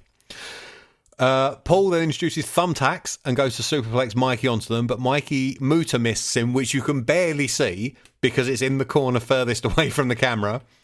And Travell gets press slammed off the top into the tacks. Herman and Raj go into the crowd, where you can see the back of my young skinny head following them with Tom's camera. And Mikey and Paul disappear off up the ramp. Ghosh hits maybe his only offensive move of the match, which is a leg drop slice over the back of Herman's head off a leaning ladder as Ulf is trying to get back into the ring. Meanwhile, Travell has returned, the rest of the family have set up a table at ringside, and Ian Disciple is setting it on fire. Ulf elbows his way out of a double chokeslam that would have put him through it, and instead chokeslams Travell through it off the apron. This is where this fucking disaster of a match all goes wrong. So, the flames had pretty much gone out before Travell had hit the table, and he ends up with just a little bit of his shirt on fire. Okay. He and Mikey had gone backstage so that Travell could take his shirt off, have a layer of fire retardant gel applied to his back, and a flammable substance applied to his shirt. So the shirt would go up, but the barrier would protect him for about a minute after application. Paul's gone through the table, and he's come up, and he's barely on fire. So Mikey grabbed the lighter fluid can to spray that on Paul's back to send up the little bit of fire that was on the shirt. However, the nozzle of that had caught fire. So effectively, Mikey Whipwreck flamethrowered Paul Travell right in the back. And by the time they got to it, the effectiveness of that gel on his back had run out, and he got third-degree burns. Fucking hell. On the VHS, this all takes place under a massive red censored bar. Yeah. I was stood about 8 feet from this, and I will never forget the camera angle I had of it. It was horrific. Jeez. In the space of about 15 seconds after this, Mikey breaks character and smothers Travell on the floor to put out the flames. Kenny McBride moves faster than you've ever seen him move out of the back to throw his jacket on the situation. The pyro guy comes out with a fire extinguisher. Scott Parker grabs Mikey Whipwreck to batter him up the ramp, either to beat him up, take him to the back where he can get beaten up, or to get him away from people who might want to beat him up. I've never been entirely clear. And Ulf superplexes Raj onto the tacks and pins him to win. I wrote 1.25 stars, a complete fucking disaster that took me over an hour to get through on my notes watch, and we haven't finished yet because there's the post-match to go. Any thoughts before we tackle the post-match? Apocalypse Grudge match, that was a lie, as we've said, because it was 15 minutes of just wrestling. Yeah. Here's a few weapons. Paul Travell, he was excellent during the match, took a beating. The great camera shot of his face. Just look at his face. Just look at his face. Obviously with the fire spot, because it was like a sharp cut, weren't it? With like the big X going up, and you saw the flames had gone out, and then next minute it's like everyone's running on top of it, so it didn't look like it. I was thinking, it got up like a bonfire. He didn't quite go up like a bonfire, but there was quite a burst off his back when Mikey squirted him. Yeah. Yeah, it was horrible. Yeah. My note after that was like, I could see York Hall's Keith Lard ready to shut the fucker down after that spot. So, do you want to talk about that part now or later? One final thing, just what I'd say, overly long mess. Probably a 1 star, one of the worst matches I've seen. The crowd, Kieran, could not give a shit about most of it. Yeah, because dead. Definitely silent. Alex Shane's not in the match. Alex Shane was a big part of it. He's not in the match. Mikey Whipwreck has no connection to that story. Like, even if it had been Balls Mahoney, he was at least Ulf's opponent in a hardcore match last year in the same building, and they'd done the "I respect you for beating the shit out of me" spot at the end of the match. It was. It's a complete mess. Eddie. When Ulf Herman's using the baking tray, I wonder if they should have used the Looney Tunes noise at certain points. Would this match have been better with The Rock when German Mick Foley instead of Mikey Whipwreck? I've now decided that I think like Ulf Herman and Alex Shane was like, you know, the Rock and Sock connection of FWA, except with a much taller German Mick Foley who swears a lot. The image of Travell doing what looks like the Taker rise up with the blood, obviously, that we've already mentioned, that will live with me for a while. I don't know. The match, you know, the stuff that was there was not the best. But again, I think the way it was organized was not the best. And I think it did lack because of, you know, it's like he's on his own. Shane's can't compete. Whipwreck's just an import that's really not been around for long enough for anything to kind of have developed anything with this. Don't get me wrong, he's a decent hardcore wrestler, but it's not like something that's gonna, you know, live with you. In FWA law, he's only been on one show. Yeah. Where he lost to Jack Xavier. Yeah, he lost to his son. You know, the mirror image. I mean, I do want to ask about, like, did Whipwreck have heat after this because of what happened, or did I tried to find out. So I spent most of this show in gorilla position. I'll explain what most of my role on this show was later on when it becomes more important. But I was mostly like next to Alex at Gorilla as he was organising stuff. I have a vague memory of there being people that wanted to beat the fuck out of Mikey Whipwreck.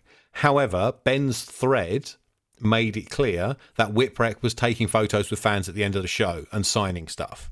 So he can't have been beaten up that badly. But you will note he never came back again. Oh.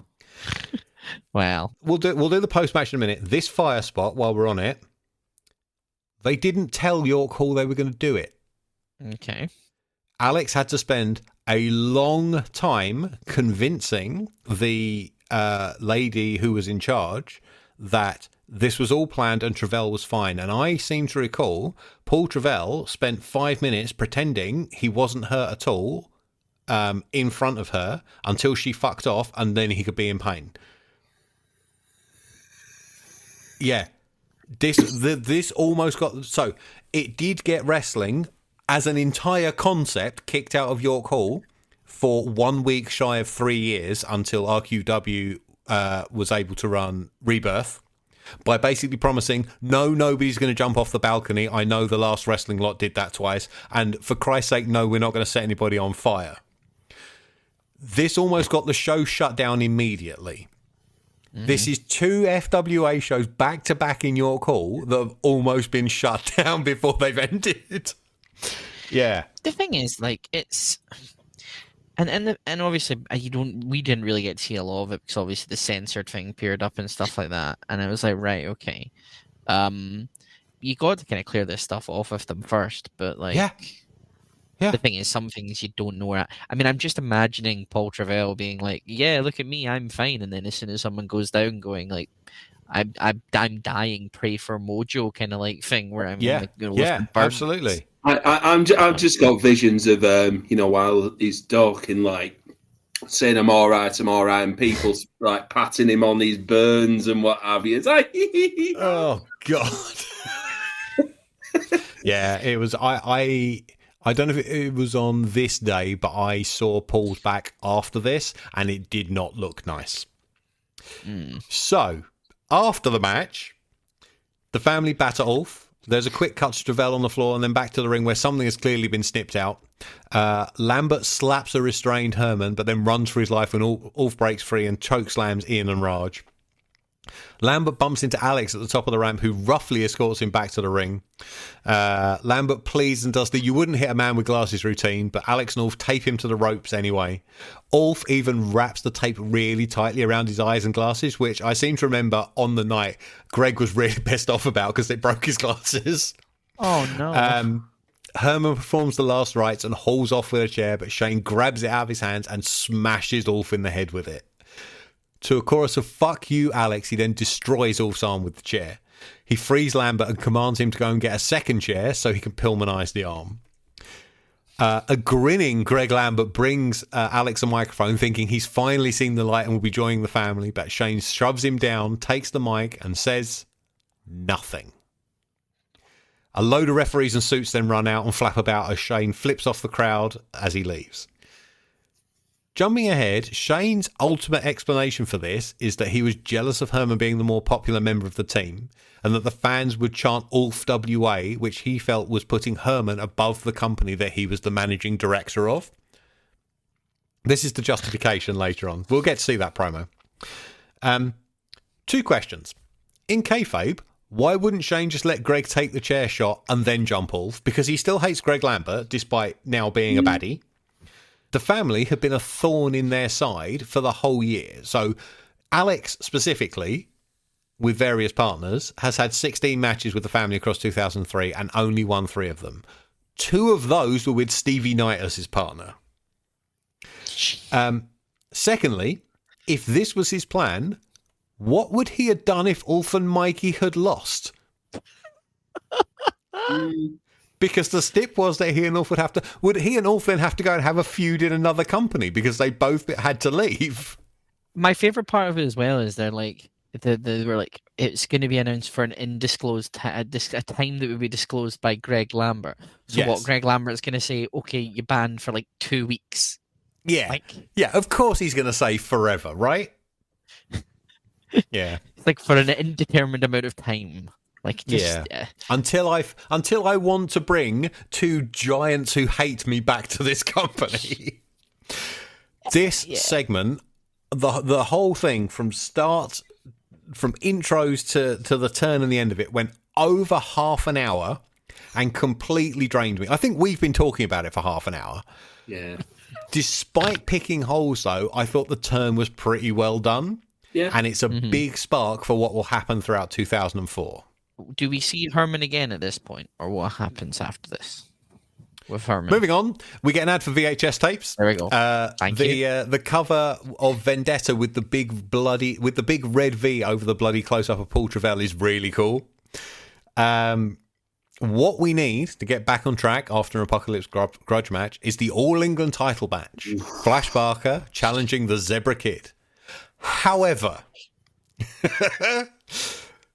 Elisar Cabrera comes out and there's a conversation involving him, the ref, Flash and Jane Childs. Jane announces that Zebra hasn't arrived at the building, so the match is off. A tale as old as time, this. The night's not turning up for wrestling, Joe.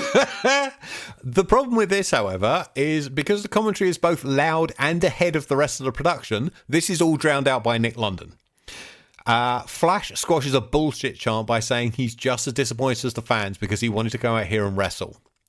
I've got to say, he looks possibly the best shape I've seen him here.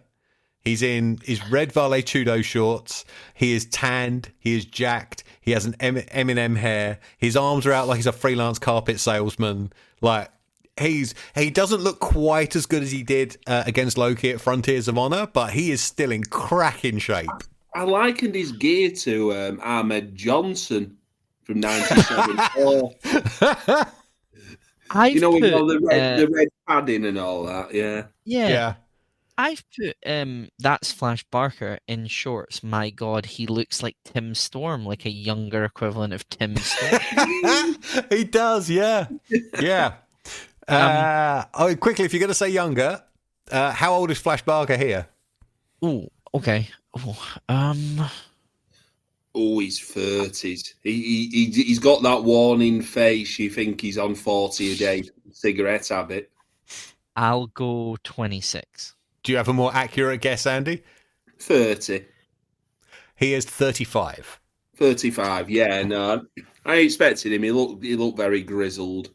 Yes. Is Zebra supposed to be the face here? Because people were, even though he wasn't here, because people were chanting, "We want Zebra." Zebra. Face or heel, Zebra Kid was always really popular because, you've seen him, right? Like, his execution is very good. We talked about it before. Like, he's got no concept of the story and psychology of wrestling match, but the stuff he does is good, and he's stiff. And people have been... So this match had been put off twice already.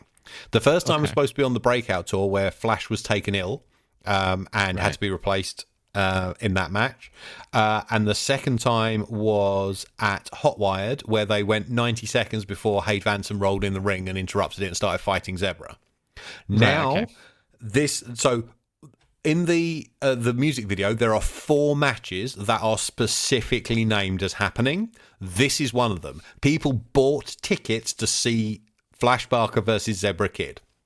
Right, okay. What actually happens is there's a minor commotion in the front row, and in the FWA version of It's the Wall, Brother, Nick London is able to positively identify Hayde Vanson from behind with no light on him. As officials and security surround them, Vanson and LSR have a chat, and Giles tells the story that Vanson was fired and is effectively persona non grata in the FWA. He even talks about, he says a senior FWA official, he talks about the work fight that he and Alex had at one of the Job Squad pub nights and that kind of thing. Security apparently have been specifically told to keep him out of the building. It's like it's the Scott Steiner at the Hall of Fame thing, There's more hubbub and negotiations, and basically Hayde holds the show to ransom.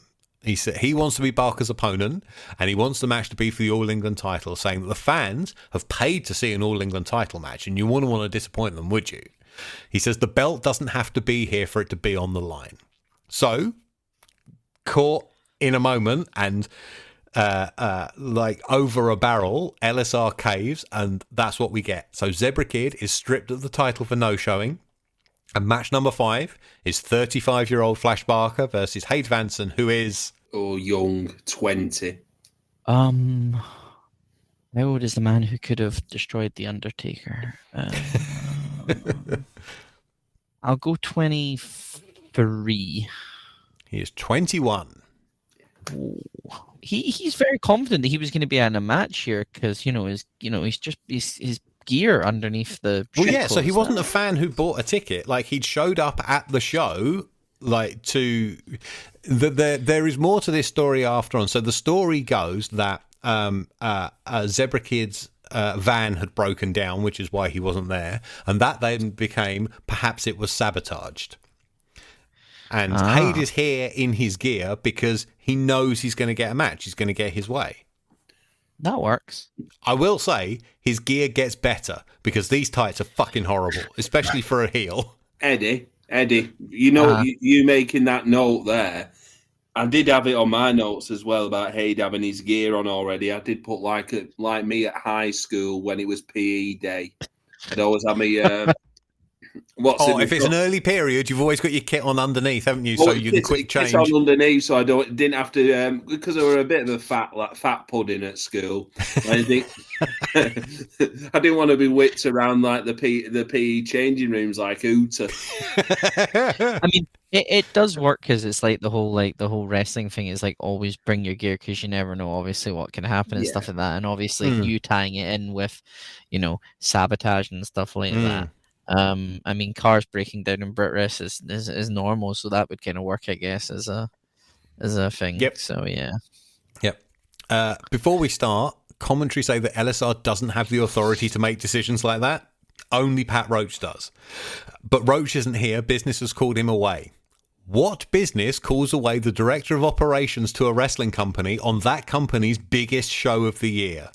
It's like all those times that Vince McMahon had WWE board meetings in the middle of Raw.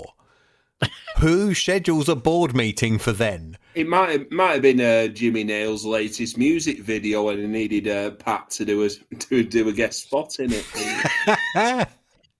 I think he would have been at a Comic-Con convention, probably talking about those 4 times or 3 times he was in Indiana Jones movies or something like that. This is strong face versus fast heel. They spill outside with Vanson dodges a thrust kick while sat against the barricade, meaning Flash kicks the steel and jams his already bandaged knee. Hayde takes advantage by ramming it a couple of times with a chair and some kicks. Back inside, Flash tries a couple of leg-centric moves but collapses doing a drop kick. Hayde works over the leg and gets yellow carded for a kick to the plums. Thank Christ! Finally, our first kick in the balls that's been properly refereed. And there is some dog shit editing to get Hayde's leg hooked over the top rope. Barker makes a quick comeback with a spine buster, not as good as Travell's. As a clothesline and a Michinoku driver gets the flashing yellow lights treatment again and a 2 count. Hayde forces Flash to leapfrog, but he lands badly. Vanson chop blocks the knee and applies a rolling leg lock for the submission. The crowd, as they had at the start, chant bullshit again and boo loudly. Vanson stomps on the knee some more and flatten the refs who run down. I did find it very funny that Steve Cox kept getting knocked down and getting back up again. He was trying to say something to Hayde, and every time he got close enough, Hayde would just deck him, and he kept getting back up. It was just very funny because he was like, the ref was like trying to hold up the X like it was like real serious legit, and then Hayde was just like, nah, I'm just gonna beat the shit out of y'all. So Barker repeatedly tells the people trying to help him to fuck off and collapses. Vanson does some taunting and leaves, and they call for a stretcher for Flash. Would you like to know what was going on at Gorilla at this moment? Had Zebra Kid's van turned up? Yeah. No. I'll tell you what happened. Alex was yelling and screaming. You don't see it on camera, but Hayde took a couple of steps up the ramp, prompting Alex to yell, "You're an outsider, you fucking idiot. Don't come up the ramp." And Hayde figures it out, drops off, and you can see him leave through the side. Steve Cox then appeared out of breath to tell him that Flash wanted to do an unplanned stretcher job, which gets the response, and I quote, "This line has been burned into my head for 21 years. There is no stretcher. Tell that fat malingering cunt to get his ass back up here right now." Because you could hear them shout stretcher now. Yes. And it's just, let's just lump them up. Yeah. And Alex was like, get fucked. Like, this show had gone to shit at this point. Question about Barker's gear, because it says Hunter on the what is he a hunter of? No. So that's just the brand. That's the brand of that MMA gear. That's Sports Direct gear. That. Yeah, there were a bunch of. So this is pre everybody has to wear Reebok in UFC. Okay. So like lots of UFC guys would have Hunter branded gear, and so do you remember we said last month like this Flash Barker reinvention was for a feud with Ian the Machine Freeman that never happened, and Flash was going to have more of an MMA style gimmick. Yes. Including apparently Hurricane Ranas, but you know, maybe he was like. I think maybe he was going to be like our Ken Shamrock, like that style of wrestler. There's only one Shamrock on this roster, and unfortunately, he's no longer with us anymore. Shamberg. that sir is Shamberg.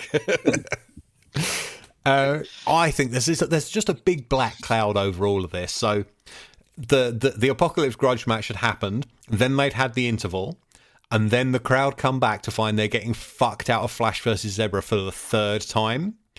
The angle was unclear in the building, and then the match wasn't great, and they did a sort of shooty finish. Like, this went over. This wasn't a fart in church. This was a fart in a spacesuit. Like, you were trapped in there with this thing. One of my notes, Kieran, was it was like they were at an AEW collision taping. The pints could be heard being ordered. It was shit. Absolute shit. Even probably lower than the Apocalypse match. This was all to get heat on Hayde Vanson. Yeah, terrible. I feel like it was like, because you said at least there was a break in between this and the Apocalypse match, because especially the segment that happened after the Apocalypse match. I mean, again, I kept the injury to kind of Barker came out of nowhere, so I kind of knew this time I was being worked rather than thinking it was a shoot brother. But yeah, like this again left a sour taste in my mouth. So yeah, you were being worked rather than a shoot brother. He did go and have knee surgery after this match. For someone. Right. So, backstage in a very red corridor, Hampton Court are gathered outside Burchill's dressing room. The Duke of Danger's master plan is finally going to come to fruition, he says. He says, I can't. He says, this is a sneak attack on that pumped up freak, and I love that these idiots have gone and got a cameraman and are outright telling the audience that this is a sneak attack. So Buttercup is ordered to go and keep an eye out for Dean Ayers and raise the alarm if he comes. Duke and Simmons rush into the room, and we stay outside and hear crashing, banging, shouting and a commotion for a few seconds. And then Duke and Simmons sprint out in terror with a steaming Mad Burchill in hot pursuit. And I wrote, 5 stars, there is no part of this angle that hasn't been gold. The entire Duke and Simmons versus Burchill feud has been brilliant. So that leads us to Paul Burchill, age of 22. Okay. 21. 24. Versus the Duke of Danger. Oh, he looks so young here, Andy Boy Simmons, doesn't he? No, this is Duke of Danger. This is Duke of Duke of Danger. Yeah, Danger 23. Mm-hmm. Yeah, I'll go 22. That's 2 speedboats to 1 to Eddie. He is 22. And Simmons the butler. Oh, he's got to be about 19, 20. Do you want to pick one of those? Because I'll pick the other. 19. I'll go 20. That's 2 speedboats each. Andy Simmons is 19 years old. It looks like a right babby here. He is arguably the most overacted in the company. Yeah. Hampton Court's music is also overdubbed out of sync. Good work, Sumner's. Glad you went out of business. Kieran, yes. the Hampton Court's music, it sounds a bit like remember the theme tune to Murder, She Wrote? It does a little bit. And when Ralph and the FWA had a falling out, Ralph got in with Bagger and LDN, and this became someone else's theme tune in LDN. All right. He reused a load of his old FWA music for their roster. The crowd are going nuts for Simmons, and Duke is preventing him from acknowledging them. Huge pop for Burchill. Dean Ayers does a disclaimer. Simmons, Duke of Danger. He says, I have been waiting 6 months to say this. Simmons, Duke of Danger, you step into this ring at your own risk. Mr. Burchill and Mr. Ayers accept no responsibility for any broken bones. And it's getting over because the crowd chant along with him. So, Burchill hits the ring. Simmons and Duke scatter, leaving Buttercup on her own. I can see a shaking head for what's coming up. Burchill hooks her in pump handle position for the move with no name, and because it's 2004 and wrestling is puerile, he pulls up her skirt so the crowd can see her underpants. Yeah. Thankfully, Duke and Simmons attack. Burchill then does one of the most impressive things in this match, and one of the most impressive things I've seen a wrestler his size do. He reverses a double Irish whip in a way I've never seen done outside this match. He halts their momentum and uses them to post into a backflip before whipping them back the other way, hits the opposite ropes, crushes them both with a double clothesline, and goes straight into a lucha head flip back onto his feet. Jesus Christ, this man was a license to print money in British wrestling. Fucking hell. Rolling Northern Lights into air raid crash on Simmons. Again, incredibly impressive. Duke escapes the pump handle. Low blows Burchill, for fuck's sake, to no effect. And we get a complex... So Burchill's a eunuch in storyline now. We get this complex sequence in the corner that ends with Burchill kicking Simmons off a sunset flip and German suplexing Duke halfway across the ring. Simmons sacrifices himself to take a running forearm for his master, but Duke makes the saves when Birchall goes for a moonsault, shoving him off and through the timekeeper's table at ringside. Absolute cracking bump, that as well. I think that showing the replay was a mistake because the replay is from a handheld camera on the floor. Yeah. The wide shot makes it look like he flies half a mile and 50 feet. 50 feet down, I mean. Like, it's great. My mouth dropped when I saw that because that was just an it was out of nowhere as well. And it's the first time that we've seen Birchall take any kind of thinking for a second, he might be in danger here. Yeah. So, like, people have scored offensive moves on him before, but this is the first time it looks like he's been in trouble, and because it's such a big move. Yeah. Back in the ring, Duke starts uncorking the moves from the public workout. So he does the Swine Buster, which is the suplex into a neck breaker, and the Scoundrel Smasher, the Liger Bomb. With Simmons' help, it must be said, he doesn't get Birchall up by himself. Birchall reverses a leg hold into a submission of his own because they wanted to show he could actually wrestle as well. Was it the Tequila Sunrise one? Yes, it's a bit. Yeah. It's like Conan's Tequila Sunrise. Yeah, but he's got the legs crossed rather than just having one of them, doesn't he? Yeah. Plus, he's better than Conan, who's shit. Of course, most people are. Ian De Silva is. But Simmons comes in and pounds on Birchall's back to force this break. He gets Simmons ready for the C4, but Duke drop kicks out Birchall's knee, which takes Birchall down, but also results in poor Simmons taking a Nuranagi anyway. They fling Birchall upside down into the corner and then hit him with an elevated butler buster into the peasant plucker, which was the sharpshooter. But Simmons makes a cover before Duke can fully apply the hold, and Duke is mad. Duke shoves Simmons. Simmons shoves back. Meanwhile, Birchall is slumped in the ropes and Dean is slapping life back into him. All right, get the decibel meter out for the commentary again. Oh my word! Duke gets the hit with the rolling Samoan crash. Oh my word! And the standing moonsault. Oh my word! And the standing shooting star press.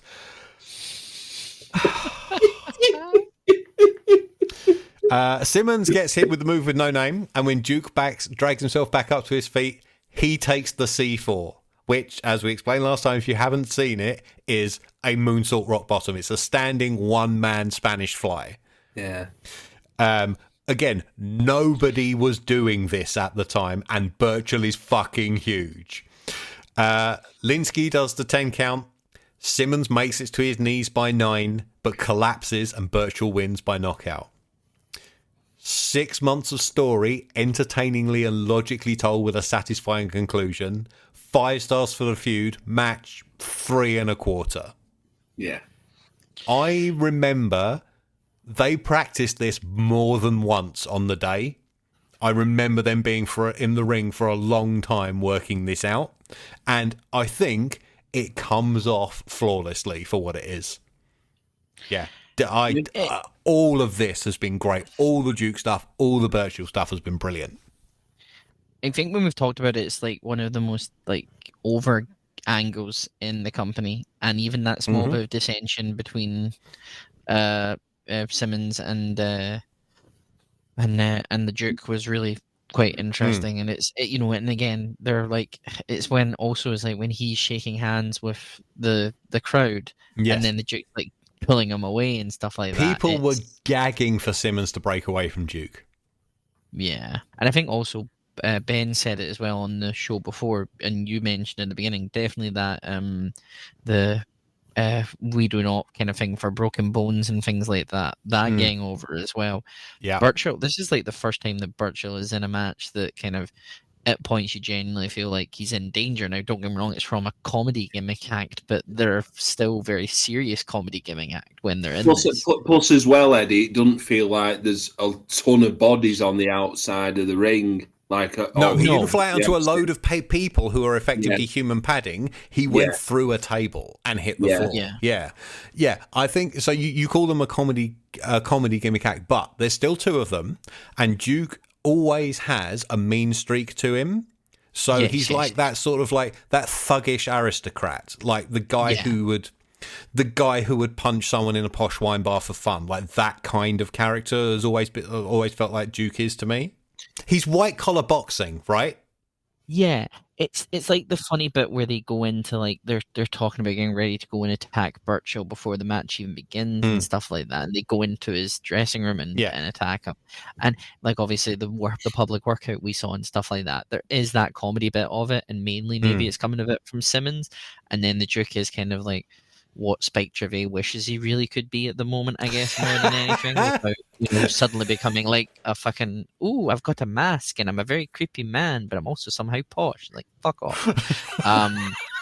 Like, there, yeah. Write that down. And I enjoy like what Duke's doing though is entertaining and stuff like that, and it will build up. So I think that moment when Simmons finally does have enough. And get that crowd is going to go mental. That needs to be on a big crowd when that happens. If not, I'd be very sad. Well, we have TWC era TV coming up, so we have plenty more Duke and Simmons and Burchill to come. Final thing, and it's a ref thing, and it's a bit of a tiny wee stupid thing, but I still kind of feel it. Oh, we haven't had ref watch for a couple of months. Burchill should be counted out. Like he yes. I know they're doing the whole. Thank you, whoever. Yeah, he should be counted out. There's no reason for him to like. There is. He doesn't leave the ring until the ref has started counting the men on the mat. So what is more important, counting the man outside the ring or counting the two people who are down inside the ring? And I've noticed, so somebody has thought about this. He does that every match. He never leaves the ring before the referee starts the down count. Okay. Well, I mean, if we look at it by the head of, the PGMOL, but for wrestling type of thing, I think they would maybe look at him leaving the ring being a bit of a... Are you advocating for there being for two referees in these type of matches, much as Gorilla Monsoon would do in WWF? I think there should be like a Mike Dean in the back watching the screen. Does wrestling need a linesman? Eddie's just after another payday, aren't you? Mate, the last wrestling show I went to, I didn't get paid and I got pneumonia. So sounds like a lot of shows I worked as well. But no, I think it was good. Good. Yeah. Do you like all this stuff? Are you enjoying this, Andy? Yeah, no, I thought this was a treat. The crowd came alive again. Yeah. Free over wrestlers and over manager. And as I mentioned before, these are all homegrown talents. None of these are expensive imports. These are the home guys. And importantly, they are the most over thing in the company. I think you described it earlier in the match. Burchill's like opening offense where it was, when it a standing moonsault into a double clothesline, a nip up and then air raid crash in about 10 seconds. Fucking... How could he do that? Like a big lad like that? It's Lesnar stuff, isn't it? I know it is. Lazy comparison, but very much is just a freak. Yep. We now go to a Jodie Fleisch tribute video. Before the words came out for this music video, I thought, is that a knockoff version of Savage Garden? I want to stand with you. I want to flip with you off the top rope, yeah. I made this. At the time, I hadn't seen Revival, so I had no idea this song was the King of England theme. I just found it in the Ralph music I had and put it on. I quite like this. The end makes it look like he's died, though. I've put this down as a sad "Tell Me a Lie" music video for Jodie Fleisch. So don't forget, he has retired at this point. We don't know if we're ever going to see him again. This didn't play on the night due to technical issues. So one of my jobs was, you see it very briefly at the beginning of the show. There is a projector screen as part of the entrance.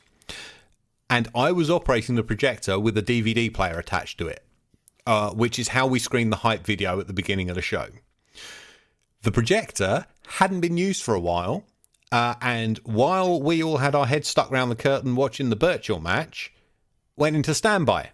And then when I came back and pressed play on the DVD player, nothing happened. So it was going to take some time to warm up. And Alex, in the midst of Ralph scrambling to fill the silence by playing the Point of No Return chorus loop over and over, scrapped it and the plan for Johnny Storm's entrance and just sent them out to the ring.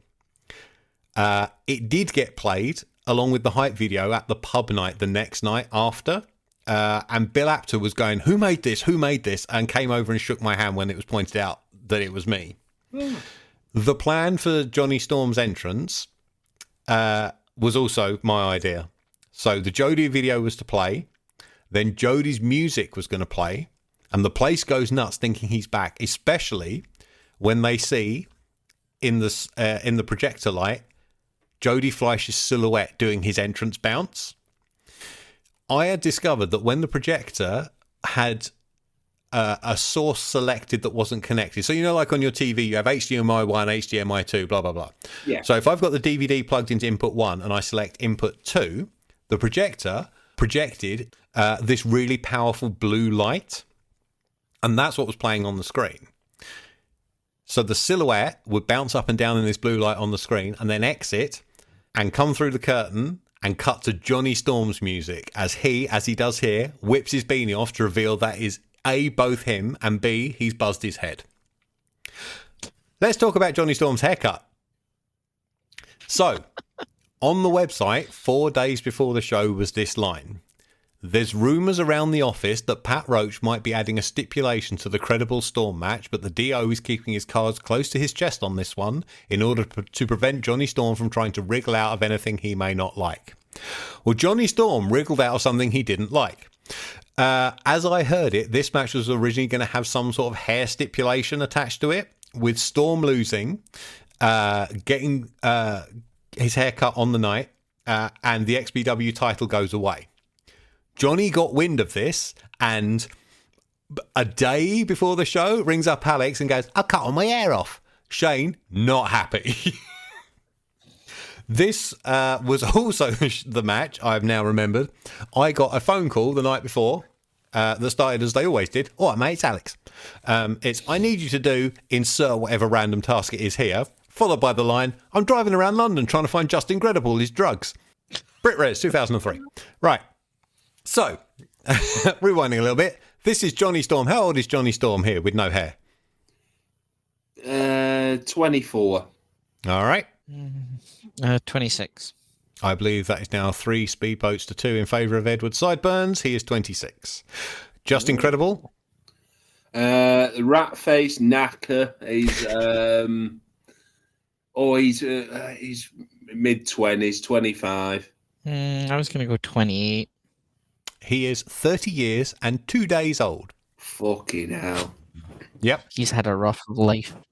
ECW, Aldo Montoya. Yeah, so he had been through the WWF before he got to ECW. He was only like 26, 27 when he started doing the stuff in ECW. Yeah. Jesus. Younger than that, maybe. Yeah, crazy stuff. Well, but he also done, you're dealing with the X Factor. Yeah. All of that is before this. Yeah. So again, Johnny Storm's music has the overdub that's comically out of time, and you can't hear the word of the commentators. Good work, Sumner's. Glad you went out of business. Every camera misses the pyro blast on the lighting ring that makes Jane Child jump, and you just see like a couple of sparks fall. The crowd chant, "Where's your hair gone?" To which Johnny replies on the mic, impossibly the line of the night, "If you want to talk about hair, my friend, then let's talk about your mama's bush, baby." He is a great heel. Yeah. He's a great cheeky shit heel. He uses Jodie's retirement for heat, and he takes great delight in telling the crowd that Jodie is done with wrestling, but the XPW European champion is still standing. Scotty Rock, sorry, Just Incredible, comes out to the Grinspoon cover of Snap Your Fingers, Snap Your Neck, so I guess someone has got their ECW Extreme Music CD on them. A full 20 seconds before Just Incredible gets a microphone, Tony Giles says, "It looks like Just Incredible has something on his mind, so let's hear what he has to say." Did you both pick up when he picks up the mic and he looks like he's going to talk, and you can hear a female voice in the audience say, "Oh, bollocks." No. There is someone picked up on the mic as soon as Just Incredible looks like he's about to speak, or before he gets it, someone just goes, "Oh, bollocks." Perhaps she'd just seen those two bald heads and thought it was a pair of them. So Credible sucks up to the fans and then throws the mic back to the timekeeper's table, where in the wide shot you can see John Atkins 95% catches it and then has to go and fetch it from where it's rolled under the guardrail into the front row. This might be the most over I've ever seen Justin Credible. These people went nuts for him for no reason. They do some silly, tricksy stuff as the crowd has some opinions about where Johnny might take it, what he might do with his days off, and what he may or may not like to suck. Johnny grabs the mic to berate them, but is interrupted by some plonker with a big hat and an air horn. Yes, it is our friend, Mr. Away Days Corrigan. Yeah. I keep flashing back to that shot of Homer in the giant hat with the air horn. It's exactly the same. They then chant something we do not chant anymore, as London cannot remember the word homophobic and says that these fans are Homo-Scared-Of-Him. There's a moment where also he forgets this entire match is under XPW rules, and again, it's just like, God. Christ. Yes. So Johnny says, "You just lost your match," and goes to leave. Credible collects him on the stage, bashes him down the ramp, and hurls him over the barrier. They fight back into the ring, where Johnny gets the bell rung on his dick, but avoids a Tree of Woe baseball slide, so Credible can slide knob first into the post, which puts Johnny back on top. He does stuff like a rope running chin lock and his wheelbarrow DDT, but he leaps off the middle rope into a super kick, and Credible makes a comeback. He gets a bunch of 2 counts off big moves before Storm drop kicks him to the floor and hits his signature Escalera cannonball dive. He mostly hits the floor very hard, but Credible gets about 25% of it. Poor Johnny smashes into the floor, and not the mats. He hits the wooden floor. Yeah.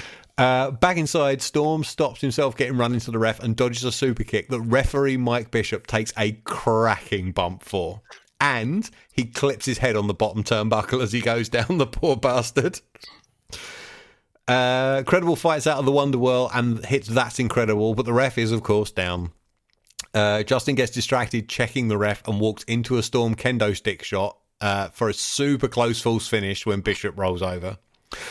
Storm then goes out to finish him off with a turning moonsault, but Credible moves, hoiks him up for That's Incredible again. Storm, though, slides down into a clutch pin, grabs 2 big handfuls of John Cena jorts, and gets the win.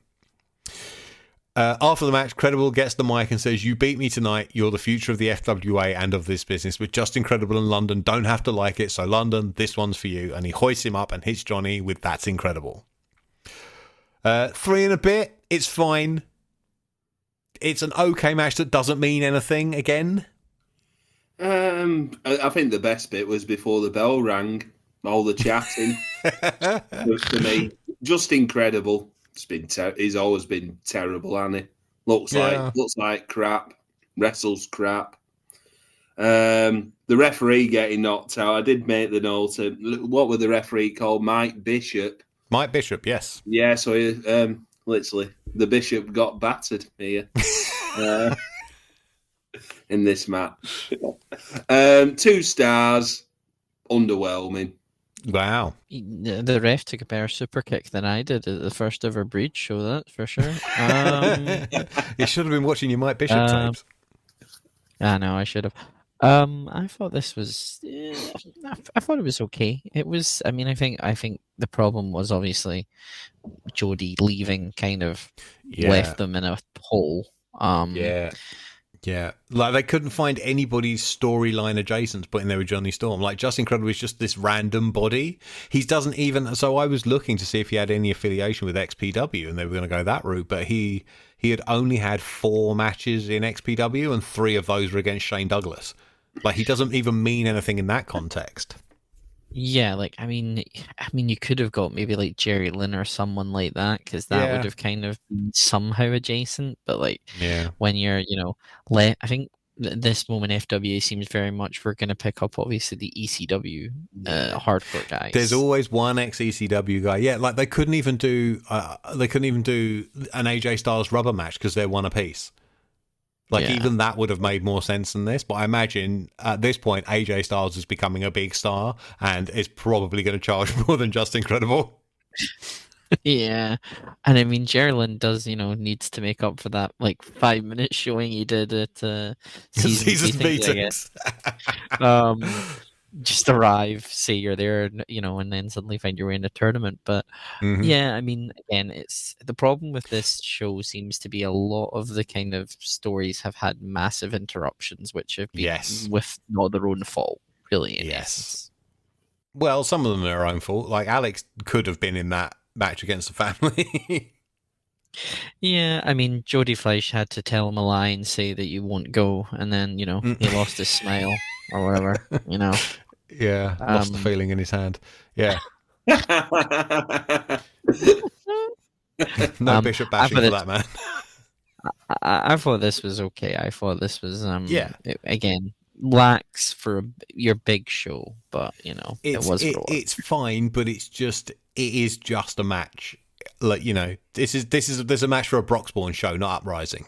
I wanted to ask one question. Yes. They don't have to go through some referees in the FWA. Like, I think there's about 3 or 4 different ones on this one, isn't there? Yeah. The Cox, Linsky, Bishop all work this show. Quilden and Tommy Stevens aren't in yet. I think there's only 3. Right. Was Quilden at this show, do you think? Undoubtedly. But he's not an FWA ref yet. They do go through the refs quite quickly. And then they get other positions and ruin those. Well, I was going to say 2 of them are now our dreadful commentary team. So, we have reached our main event. This is for the FWA heavyweight title. It is 2 out of 3 falls, Andy Ogden's favourite stipulation. If you need 2 sparkling personalities to give you a rip-roaring main event, these 2, if it was comedy, these would be the straight man, wouldn't they? Your champion is the anarchist Doug Williams. How old is Doug Williams? 28. Yeah, I'll go 27. He is the old man of British wrestling. He's 31. Oh. How old is James Ty? Old Pob. He's about 23. 24.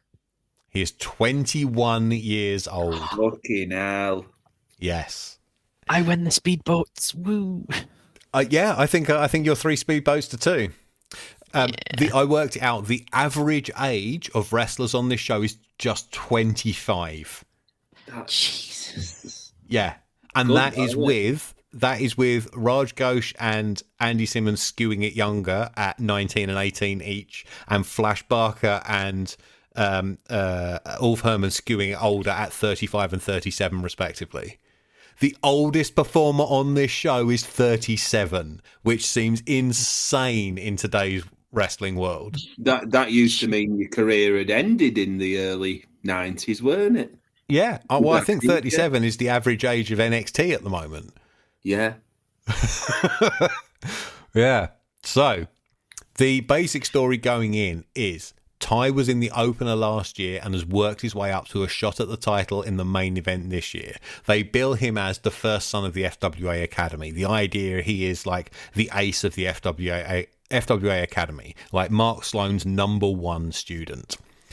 He holds victories over 5 FWA champions in that year. Mark Sloan, Jody Fleisch, Christopher Daniels, Flash Barker, and Williams himself in a non-title 3-way match. That also included Flash. As well, he holds victories over Chris Hamrick and Paul London, and the only pins he has eaten are to Zebra Kid when challenging for the All England title, Johnny Storm while challenging for the XPW Vaporware title, and Juventud Guerrera. So he's not losing to Scrubs, he is losing to the bigger names of the company and 1 import. I did wonder how he'd wangled this title shot, because he was like, because they were pushing it as just like, he won the first match last year. It was a great match. He did also his victory over Flash Barker was an official number one contenders match, and then after that, I think before that, he had already pinned Doug in that 3-way. Yeah, because you bring that which is one of the final images you see in the opening video. Like you could see one guy like cradling another with a count going on. That's Ty pinning Williams. Yeah. Williams, as we saw last month, is on his second reign as champion, having taken the belt back off Chris Daniels in March. He is also now an attraction in Ring of Honor and has done his first tour of Noah, tagging with the likes of Bison Smith and Scorpio, and frequently mixing with Misawa, Kenta, and Akiyama. He would leave for his second tour of Noah 4 weeks after this show. I may have to find, simply on the names alone, Marufuji and Morishima versus Doug Williams and Yoshihiro Takayama. This is a match that actually happened. So each man has a second who carries water, bucket, and a stool, like in boxing. James Ty has the FWA Academy's Eamon Shahan, also known as Eamon O'Neill, who would make his main show debut the next year, but never make it onto TV. Goodbye, Eamon. I'm so sorry. And Doug Williams has Jack Xavier. There is almost no pageantry for this main event title match. There's no special announcements. Neither man has a robe or jacket. There is a bit of pyro, but that's it. Like, there's no pomp and circumstance. This is meat and potatoes wrestling. So, they tumble out to the floor on the opening lockup, and Linsky has to keep them apart when they do a bit of chest bumping. Do you want some of this stuff on the outside? The first fall basically tells a story that Doug is taking James a bit lightly, but that Ty has progressed over the past year and can now keep up with the man that is being called the measuring stick of British wrestling. So he has counters for lots of stuff that Doug does and has answers for a lot of his holds. And I've got to say, a lot of the stuff they do in the first fall is technically beautiful. Their execution is spot on. And again, James Ty is 21 years old and has been doing this for 2 years. Neither commentator knows what a short arm scissors is. London calls it a sort of variation on an arm hold. And I wrote, can you imagine if a football commentator called a pass a sort of variation on a kick? He would be drug tested and breathalyzed at half time. So they end up out on the floor again, where they end up in simultaneous sort of like dragon sleeper type holds. And as they stand up, Doug suddenly drops his legs out, so Ty ends up getting reverse DDT'd on the mats. They roll back inside, and Linsky threatens Doug with a yellow card for a perfectly legal move. Williams goes after the head and neck, whereas Ty is targeting an ankle. Doug does that counter I really like, where you cut the crook of your own knee with your other foot to pull the guy holding your foot into a headlock. He does this a lot. I really like that. The pace picks up and James cracks off a couple of drop kicks, but he's in too close to them to look good, and they do a spot where they escape each other's finishers and end up at stalemate. They have a little strike battle, with each of them scoring a big knockdown, and then Doug snapmares his way out of a reverse DDT into a seated Cobra clutch and then flips over cattle mutilation style. So he's still got this Cobra clutch on. James Ty is sitting on the mat, and Doug flips over his head, still holding it, and basically presses Ty's forehead into the mat between his legs. I would tap out immediately. Jesus fucking Christ. And Ty does. This gets to the submission and the first fall for Doug Williams. That hold is cool and evil. I've never seen anything in that move. No, never seen it before, never seen it since. There's a few things like that on this show that seem to be unique to this show. So between falls, it's water, buckets, and stools. Second fall, Williams tries the same move again immediately, but Ty fights it off and goes belly down. But Doug still gets on like a variation of it. And when Ty doesn't submit, Doug drops a knee on the back of his neck. Williams presses his advantage, he even gets like a little unsporting in the corner, like just won't let him out and keeps battering him. But Ty catches a flying knee into a German suplex for a 2 count, then gets another one off a springboard back elbow off the middle rope, a third one off a side effect. That's 3 side effects on this show, by the way, if we're keeping count, and a fourth off a twisting Rana out of the corner.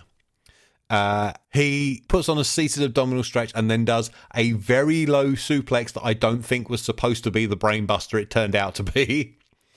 It doesn't get a 3 count, nor does the follow-up Titanic, but a second Titanic does, and it's 1 fall apiece. So between falls, Doug doesn't even make it back to his stool. He can't get up. He's struggling to get up. He collapses into the ropes. And then when the bell rings to start the third fall, he is staggering around all over the place. He has just been dumped on his head by the challenger he underestimated 3 times in a row.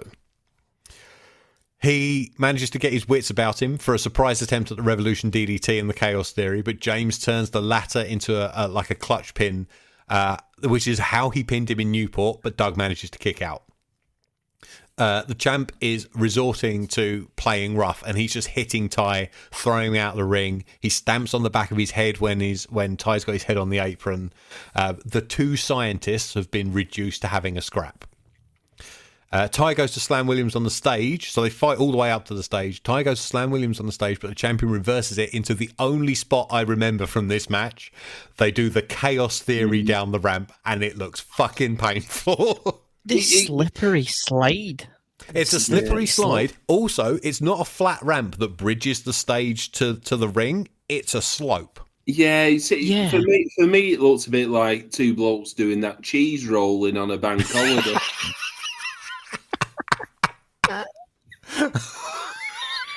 Oh, God. Yeah. Yes, it does. Where did I get to? Chaos Theory on the ramp, Kieran. Yeah, I've missed a bit out, but it doesn't matter. Fuck it. A Chaos Theory down the ramp. They make it back to the ring just about to beat the count and then crash into each other with simultaneous clotheslines, simultaneous forearms, and then simultaneous boots, and the last of which knocks them both down. It's a bit like Kane kicking Kane. Yeah. A long sequence of stuff in the corner ends with Williams rolling clear of a split-legged moonsault and hitting the Revolution DDT for a near fall where Linsky definitely hits the mat 3 times, but Ty has his shoulder up. You know what? That lad has kept quiet all night, and fuck me, he don't have to turn up in this last 5 minutes of the main event to ruin everything. It's like, did you miss me? It's like there's a moment where they sneakily kind of tease and bring up the whole ring disappearing thing, and I was like, Steve Linsky's a bastion of integrity, and I was like, fuck off, he's not a bastion of integrity. And then I was like, is he playing the heel here? Is this what he's trying to do? No, but you can blame dodgy counts on him. Like, he is there to be the heat magnet, to be a heat sponge. Oh, well, yeah, because this is what we talked about, yeah. So, Doug does a brain buster, a fisherman buster. That's at least the 3rd one of those on this show, or fisherman suplex at least. And then the same thing happens on a Chaos Theory. Linsky counts to 3, but Ty has his shoulder up on the 3rd count. Doug gets a yellow card for calling Linsky a fuck, and then shoves Ty off the top rope to the outside. James comes back with an attempt at a Mike Awesome style top rope powerbomb, but gets backdropped into the ring, and we get maybe the only good moment of commentary, and I put this out on our Twitter earlier in the week, when Doug misses a top rope senton, and the commentators at the same time go, no, he went for a senton, in exactly the same cadence. Ty gets a near fall off a Tiger Driver, but Williams blocks the first attempt at Titanic and then slips behind him on a second and rolls him into a dragon suplex version of the Chaos Theory and gets the winning pinfall. Commentary call this Chaos Theory 03 and say he only brings it out on special occasions. I swear, again, I have not seen this before or after. Also, that's a stupid name. I went 3 3/4 on this. Like, technically, this is excellent. And it tells... There's a dual story going on. So it tells you the story that James Ty has progressed massively in the prior year and will one day become the new Doug Williams, but that day is not today. And also that the champion underestimated his challenger and had to pull out something rare and special to beat him. However, I don't find this remotely emotionally engaging, as Andy kind of hit on earlier. This is a sporting contest. There a lot of snooker analogies in this match for me. Yes. A lot. You know, it's professional wrestlers doing professional wrestling things with the moves and the counters. The polite applause, like it was potting a red at the Crucible. I don't know. You could probably liken Doug Williams to, snooker champion Steve Davis, Mr. Interesting. He does everything right to a high level, but there's nothing there, and he's probably teaching his apprentice, which it seems to be James Tye, just like, do as I do, you'll go far, and it's a dad and lad match, isn't it? Like he is Doug Williams Jr. Yeah. And I'd probably go same rating as yourself. I'd go 3.5 on it. But it's like I said, it's technically very good, but I can't push it to 4 because it's not. There's no emotion in it. It's two robots wrestling. It's not a main event suited to an FWA crowd at that time, which was all bells and whistles, Johnny and Jody, AJ Styles, and the crowd are just like, I just want to fuck off to the Dundee Arms now or the Travel Lodge. Like I said, also don't forget this show started an hour late, so a lot of them had probably had to leave to get trains and stuff. It just sounded dead, the crowd, didn't it? And I think you could tell with when they did the wide shot at the end. Yeah, and you can just see people getting the jackets on and fucking off home. Yep. Eddie. This, in terms of the snooker analogy, is like kind of Peter Ebdon against Graham Dott, kind of two kind of technically gifted snooker players who are kind of, giving you a technical class, but it's not going to be something interesting. I mean, I'm looking at Doug Williams' weekend. I don't think he would have had this good a match against the New York Street Fighter in Colchester the night before, to be fair, but... that is a name I've heard. I have never seen that person. I'm told he's not very good, for sure. But then going into this match, and I think it's one of those ones where, as I said, technically, great. Emotionally, no, there's nothing there. I like when he gets the first pinfall and then goes for when it's in the second round, he then goes right back to work on Ty's neck. And then obviously Ty kind of takes him by surprise with kind of things, and then Doug's kind of wobbly and stuff like that.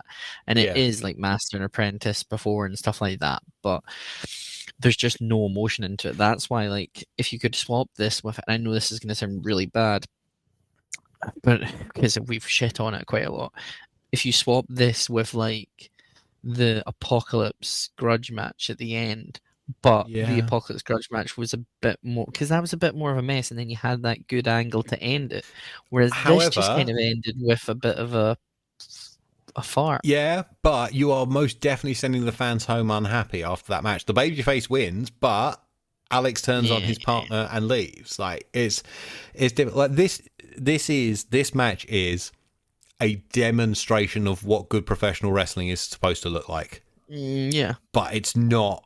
It's okay. It's professional wrestling, but it's not pro wrestling. Does that make sense? Like, there's no angle going into this. Like, it's just, this is a sporting story.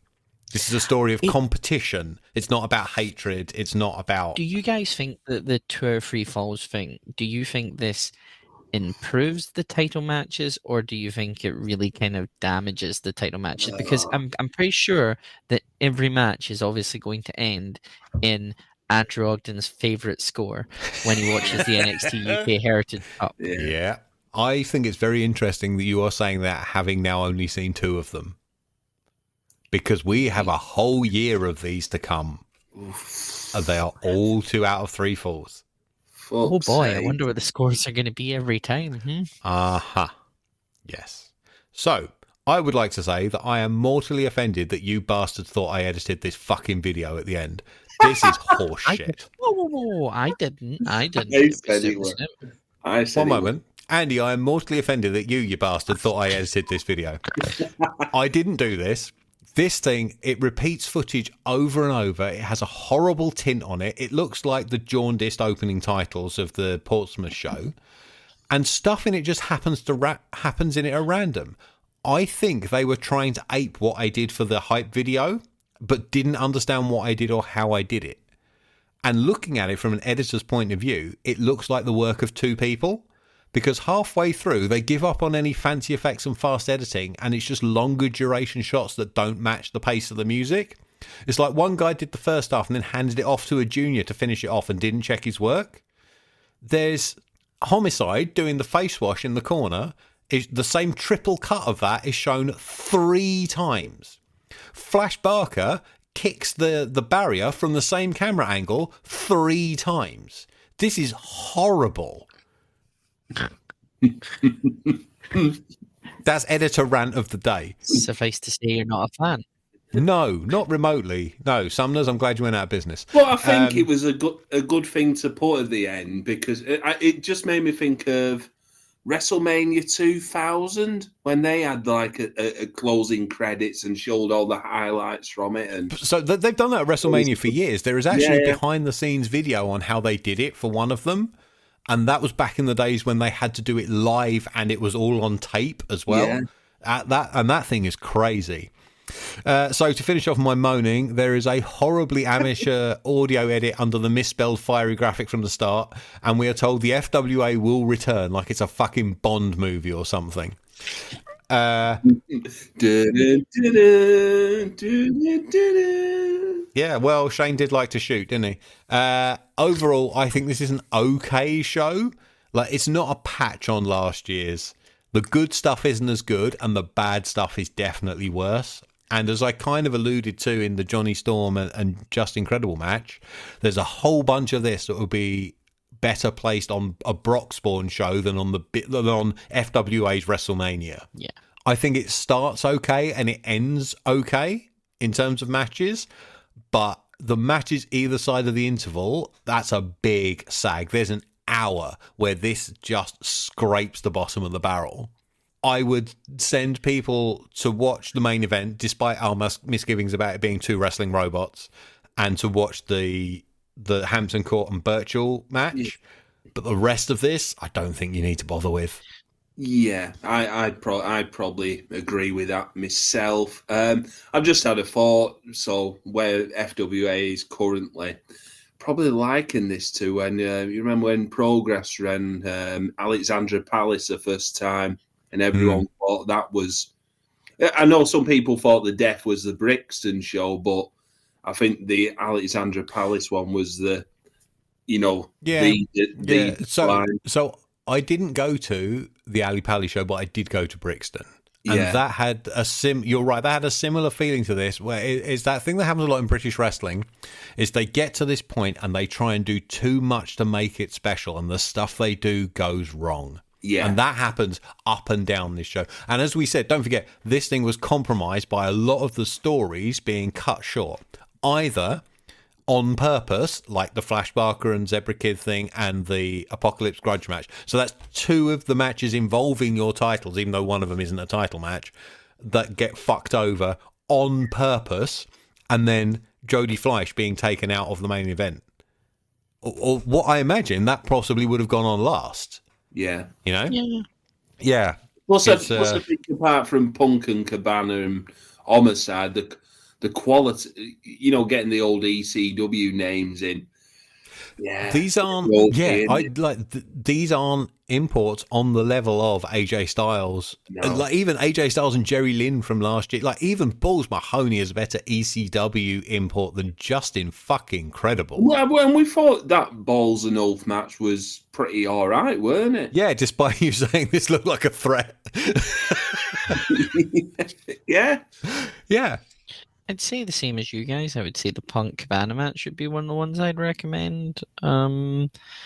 Just because it's very interesting to see, their first ever match in the UK and how they worked it. This is, it feels like a B plus pay-per-view that kind of, or a B show pay-per-view. Yeah. With some stuff missing, and again, as you've mentioned, stuff that's been without their control, and then stuff that's been in their control. And to be fair, like I think Danielson was in the country at that point. You could have got Danielson on. I think he was in Germany. And Chris Hugh was in Germany at the same time as well. That's not the same country. No, I know, but you could have flown them. Well, to be fair, sent Coca-Cola to Germany and then bring Chris Hugh over to the UK, I guess. But yeah, I compared to the first British Uprising, there's just quite a bit. There's quite a bit missing from this that doesn't make it like a. I would absolutely recommend going to watch this. Whereas with the first one, I'd be like, yeah, definitely go see the first one. Second one just seems like it's kind of the pops kind of disappeared a little bit, or the balloons kind of burst. As far as I'm concerned, I was looking to see what was on offer from WWE in October 2003. On the same day? The day after, the 19th, is No Mercy 2003. That ends with Big Show going over Eddie Guerrero for the US title, and then the dreadful 25-minute long Undertaker versus Brock Lesnar biker chain match. Yeah. There's some... the cage match has quite a lot of interesting matches. Oh my god! It's also got the Vince versus Stephanie I Quit match on it. That's the one I remember it for. Oh, I do remember that. Yeah. Fucking hell! Yeah. So I take it the belt was with the belt that Hayden Vanson won. That was still with Zebra Kid at the time. That was in the possession of Zebra Kid. Yes. So he is the champion, but he does not have the physical belt. We'll get onto that at some other point. So, can't wait. I'm conscious we are running long here, longer than I wanted to go. But I want to quickly run you through the aftermath of this. There was supposed to be seasons beatings again in December, possibly back at York Hall, but obviously that didn't happen. Instead, after a disappointing show that lost shitloads of money, Alex disappeared. And the FWA would not run another live show for 5 months. On December the 3rd, the following was posted on the website, and I will invite all listeners and my co-hosts to please bear with me. This is quite long, and I will let you decide what is true and what is not. Dear FWA fans, as some of you may have realised, the FWA has been very quiet since British Uprising 2 in October. In wrestling, this is often viewed as a bad thing, but in the case of the FWA, this is not so. This is some cracking spin already. We're only in sentence number 2. For those last 18 months... What? No, hang on, I've read that wrong. For the last 18 months, the FWA has turned into the most well-produced and media-orientated wrestling product in Europe. In those 18 months, our fans have seen a dramatic change in the overall FWA product. That is true, it must be said. And the running of the company. This has led us to the point where the FWA has bred the most loyal, dedicated and well-travelled audience of recent times within the UK. This is some buttering up going on right here. Over this period, our fans have come from all corners of Britain, across Europe, and as far afield as Australia, don't believe that's true, America, really, and Japan, probably not, to see Frontier Wrestling live. This has led the FWA gaining an almost cult following, which in turn has helped us capture more wrestling, mainstream publicity for the British scene. Who wrote that? Due to this publicity, the eyes of several media companies have fallen upon us, which have led to several new media alliances with the FWA being formed. Due to these new alliances, the FWA management team, along with several other non-wrestling based partners, have decided that the time is now right to take the FWA to the next step. That's also terrible writing. Since British Uprising 2, the company have had constant meetings to decide our next course of action. The following decision is one that we feel will change the face of the FWA forever. No, that's not what it says, for the better. From December the 1st, bearing in mind this went onto the website on December the 3rd, from December the 1st, the FWA will recess for a period of 8 weeks. This means that the planned season's beating events scheduled for December the 21st and the FWA's return to York Hall on February the 7th for New Frontiers 2004 will be taken off the event's calendar. However, New Frontiers will go ahead sometime in February, but from a different location. We as a company feel that we cannot promote Bethnal Green correctly for February. Fuck my hole.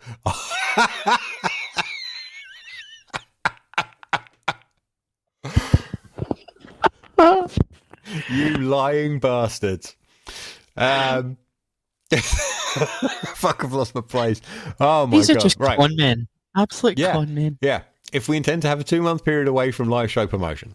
With this in mind, we still look towards a smaller London-based venue for this event. The FWA Academy will still remain open, as will its trainee shows. The FWA Merchandise Company and FrontierWrestling.com will remain functional, as will the ever-popular FWA Fan Forum. Now, the bad news is out of the way. It's time to explain some of the things FWA management will be focusing on over the next 2 months for the good of the company and its fans. Not taking away the fucking red and yellow cards, unfortunately. The increase of dates around the UK on a regular and not just tour basis will begin early next year. Not sure that's true. I think they did more in 2003 than they did in 2004.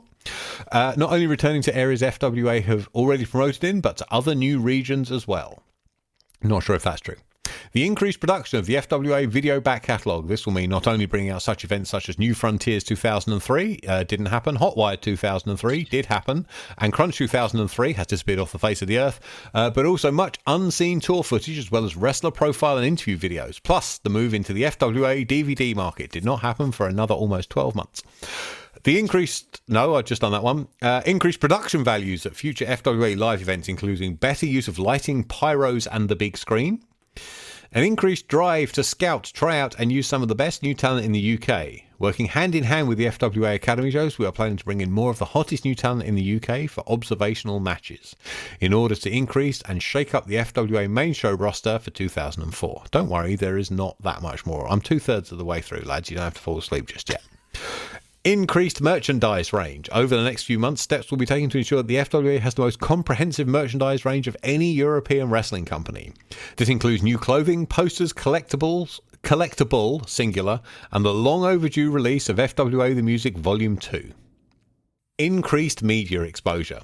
The above bullet points are being put into action now so that the 2004 version of the FWA is the most television-ready product in the UK. In many ways, we feel we already are, but these guidelines are being set to make us not only ready for forthcoming, that should not be hyphenated, digital television exposure, but also the very real possibility of terrestrial TV, not a very real possibility. If the fruits of our labour pay off over this 8-week period, which we believe they will, 2004 will be the biggest year so far for the Frontier Wrestling Alliance. Oh, no space before the full stop. Fucking hell. Before we can make our plans a reality, we must first take a step back from where we stand now and prepare to begin writing a new chapter in the history of the FWA. That is a sentence rife with tense issues.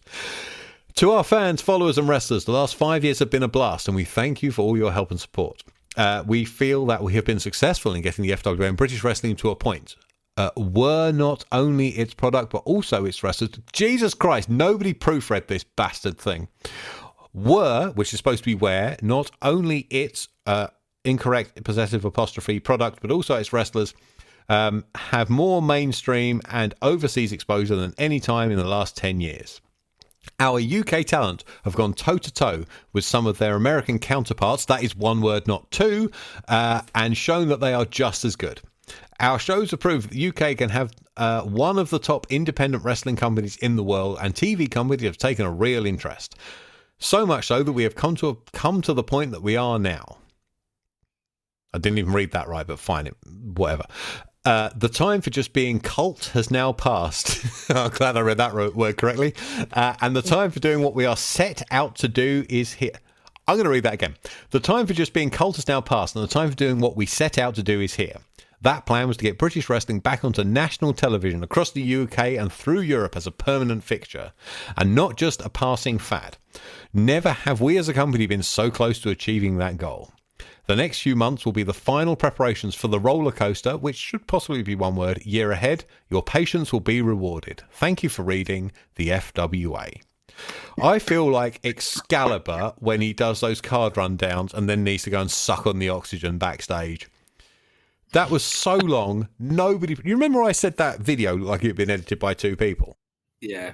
This, I think, was written by two separate people, neither of which read what the other guy had written. Fucking hell. That took me about 10 minutes. Jesus Christ. That's the trouble of this being a linear audio medium. just a lot of words in it and bullshit. Yeah. I like the bits, Kieran, how you just, as you were reading along, no, that was shite. It's called editorializing. Think of them as like the footnotes at the bottom of the page. Like there's a star next to each one of them, and you have to go and read the note. Yeah, so that was the final word from the FWA in the year of 2003. Quick leave the memories alone segment. These are the final FWA in-ring appearances of Homicide. For some reason, my notes app has written Michael Whipwreck and Just Incredible and Flash Barker. Oh. That is our last Flash Barker match. So, I think that's it. Should we get out of here? We've been going far too long. Yeah. Oh, Eddie, do your usual shit about the long tournament. Long tournament. In the year 2099, we're creating a... Try editorialize this as well. Yeah, if you want. We're creating a 6 million person tournament that will take place across every continent in the world. Probably We're still won't. trying to work out the deal for Antarctica, but we'll get there someday. Eddie is the UK show in a cave. That's all I want. Yeah, the UK show is in the Devil's Arse. You can find me on Twitter/X at Eddie Sideburns. And yeah, on this podcast because I love it so much. Andy, what's the Graps and Claps up to at the moment? So follow me at Oggy Part 3 and the podcast at GCP Podcast 1 on X, formerly Twitter. Currently on there, show reviews from Red Pro, a bit of a dissection of the state of British wrestling with our Jeff while he was sat on a settee in his house. I heard that. That was nice to hear Jeff again. I hope he's healing up well. He is, yeah. We can rebuild him. We have the technology. It is feeding him pies and keeping him away from the dog. Yeah, exactly. We've also had Volume 5 of Muck with Matty Edwards, which was the Extreme Big Show title run in ECW. And we've got Volume 6 of that coming up, which is the Roman Reigns King Corbin feud, which was Roman Reigns' last defeat before he went on that big, long title run. So we got that. What a horrible piece of wrestling pub trivia.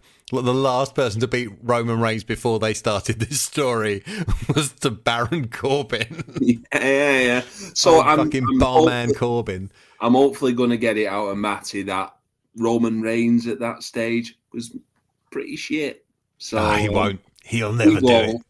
He will never say that. But go and check all that stuff out, and go and check out the other podcast I do on the side at Groundhops Pod, which is very similar to Graps and Claps in a pub, talking about an actual sport, not a made up one. As for this show, you can find everything to do with us at linktr.ee/FWApod. We are on Twitter, Blue Sky, and YouTube at FWApod, and Instagram FWA.pod. As for me personally, my Twitter is locked. Fuck off, don't follow me.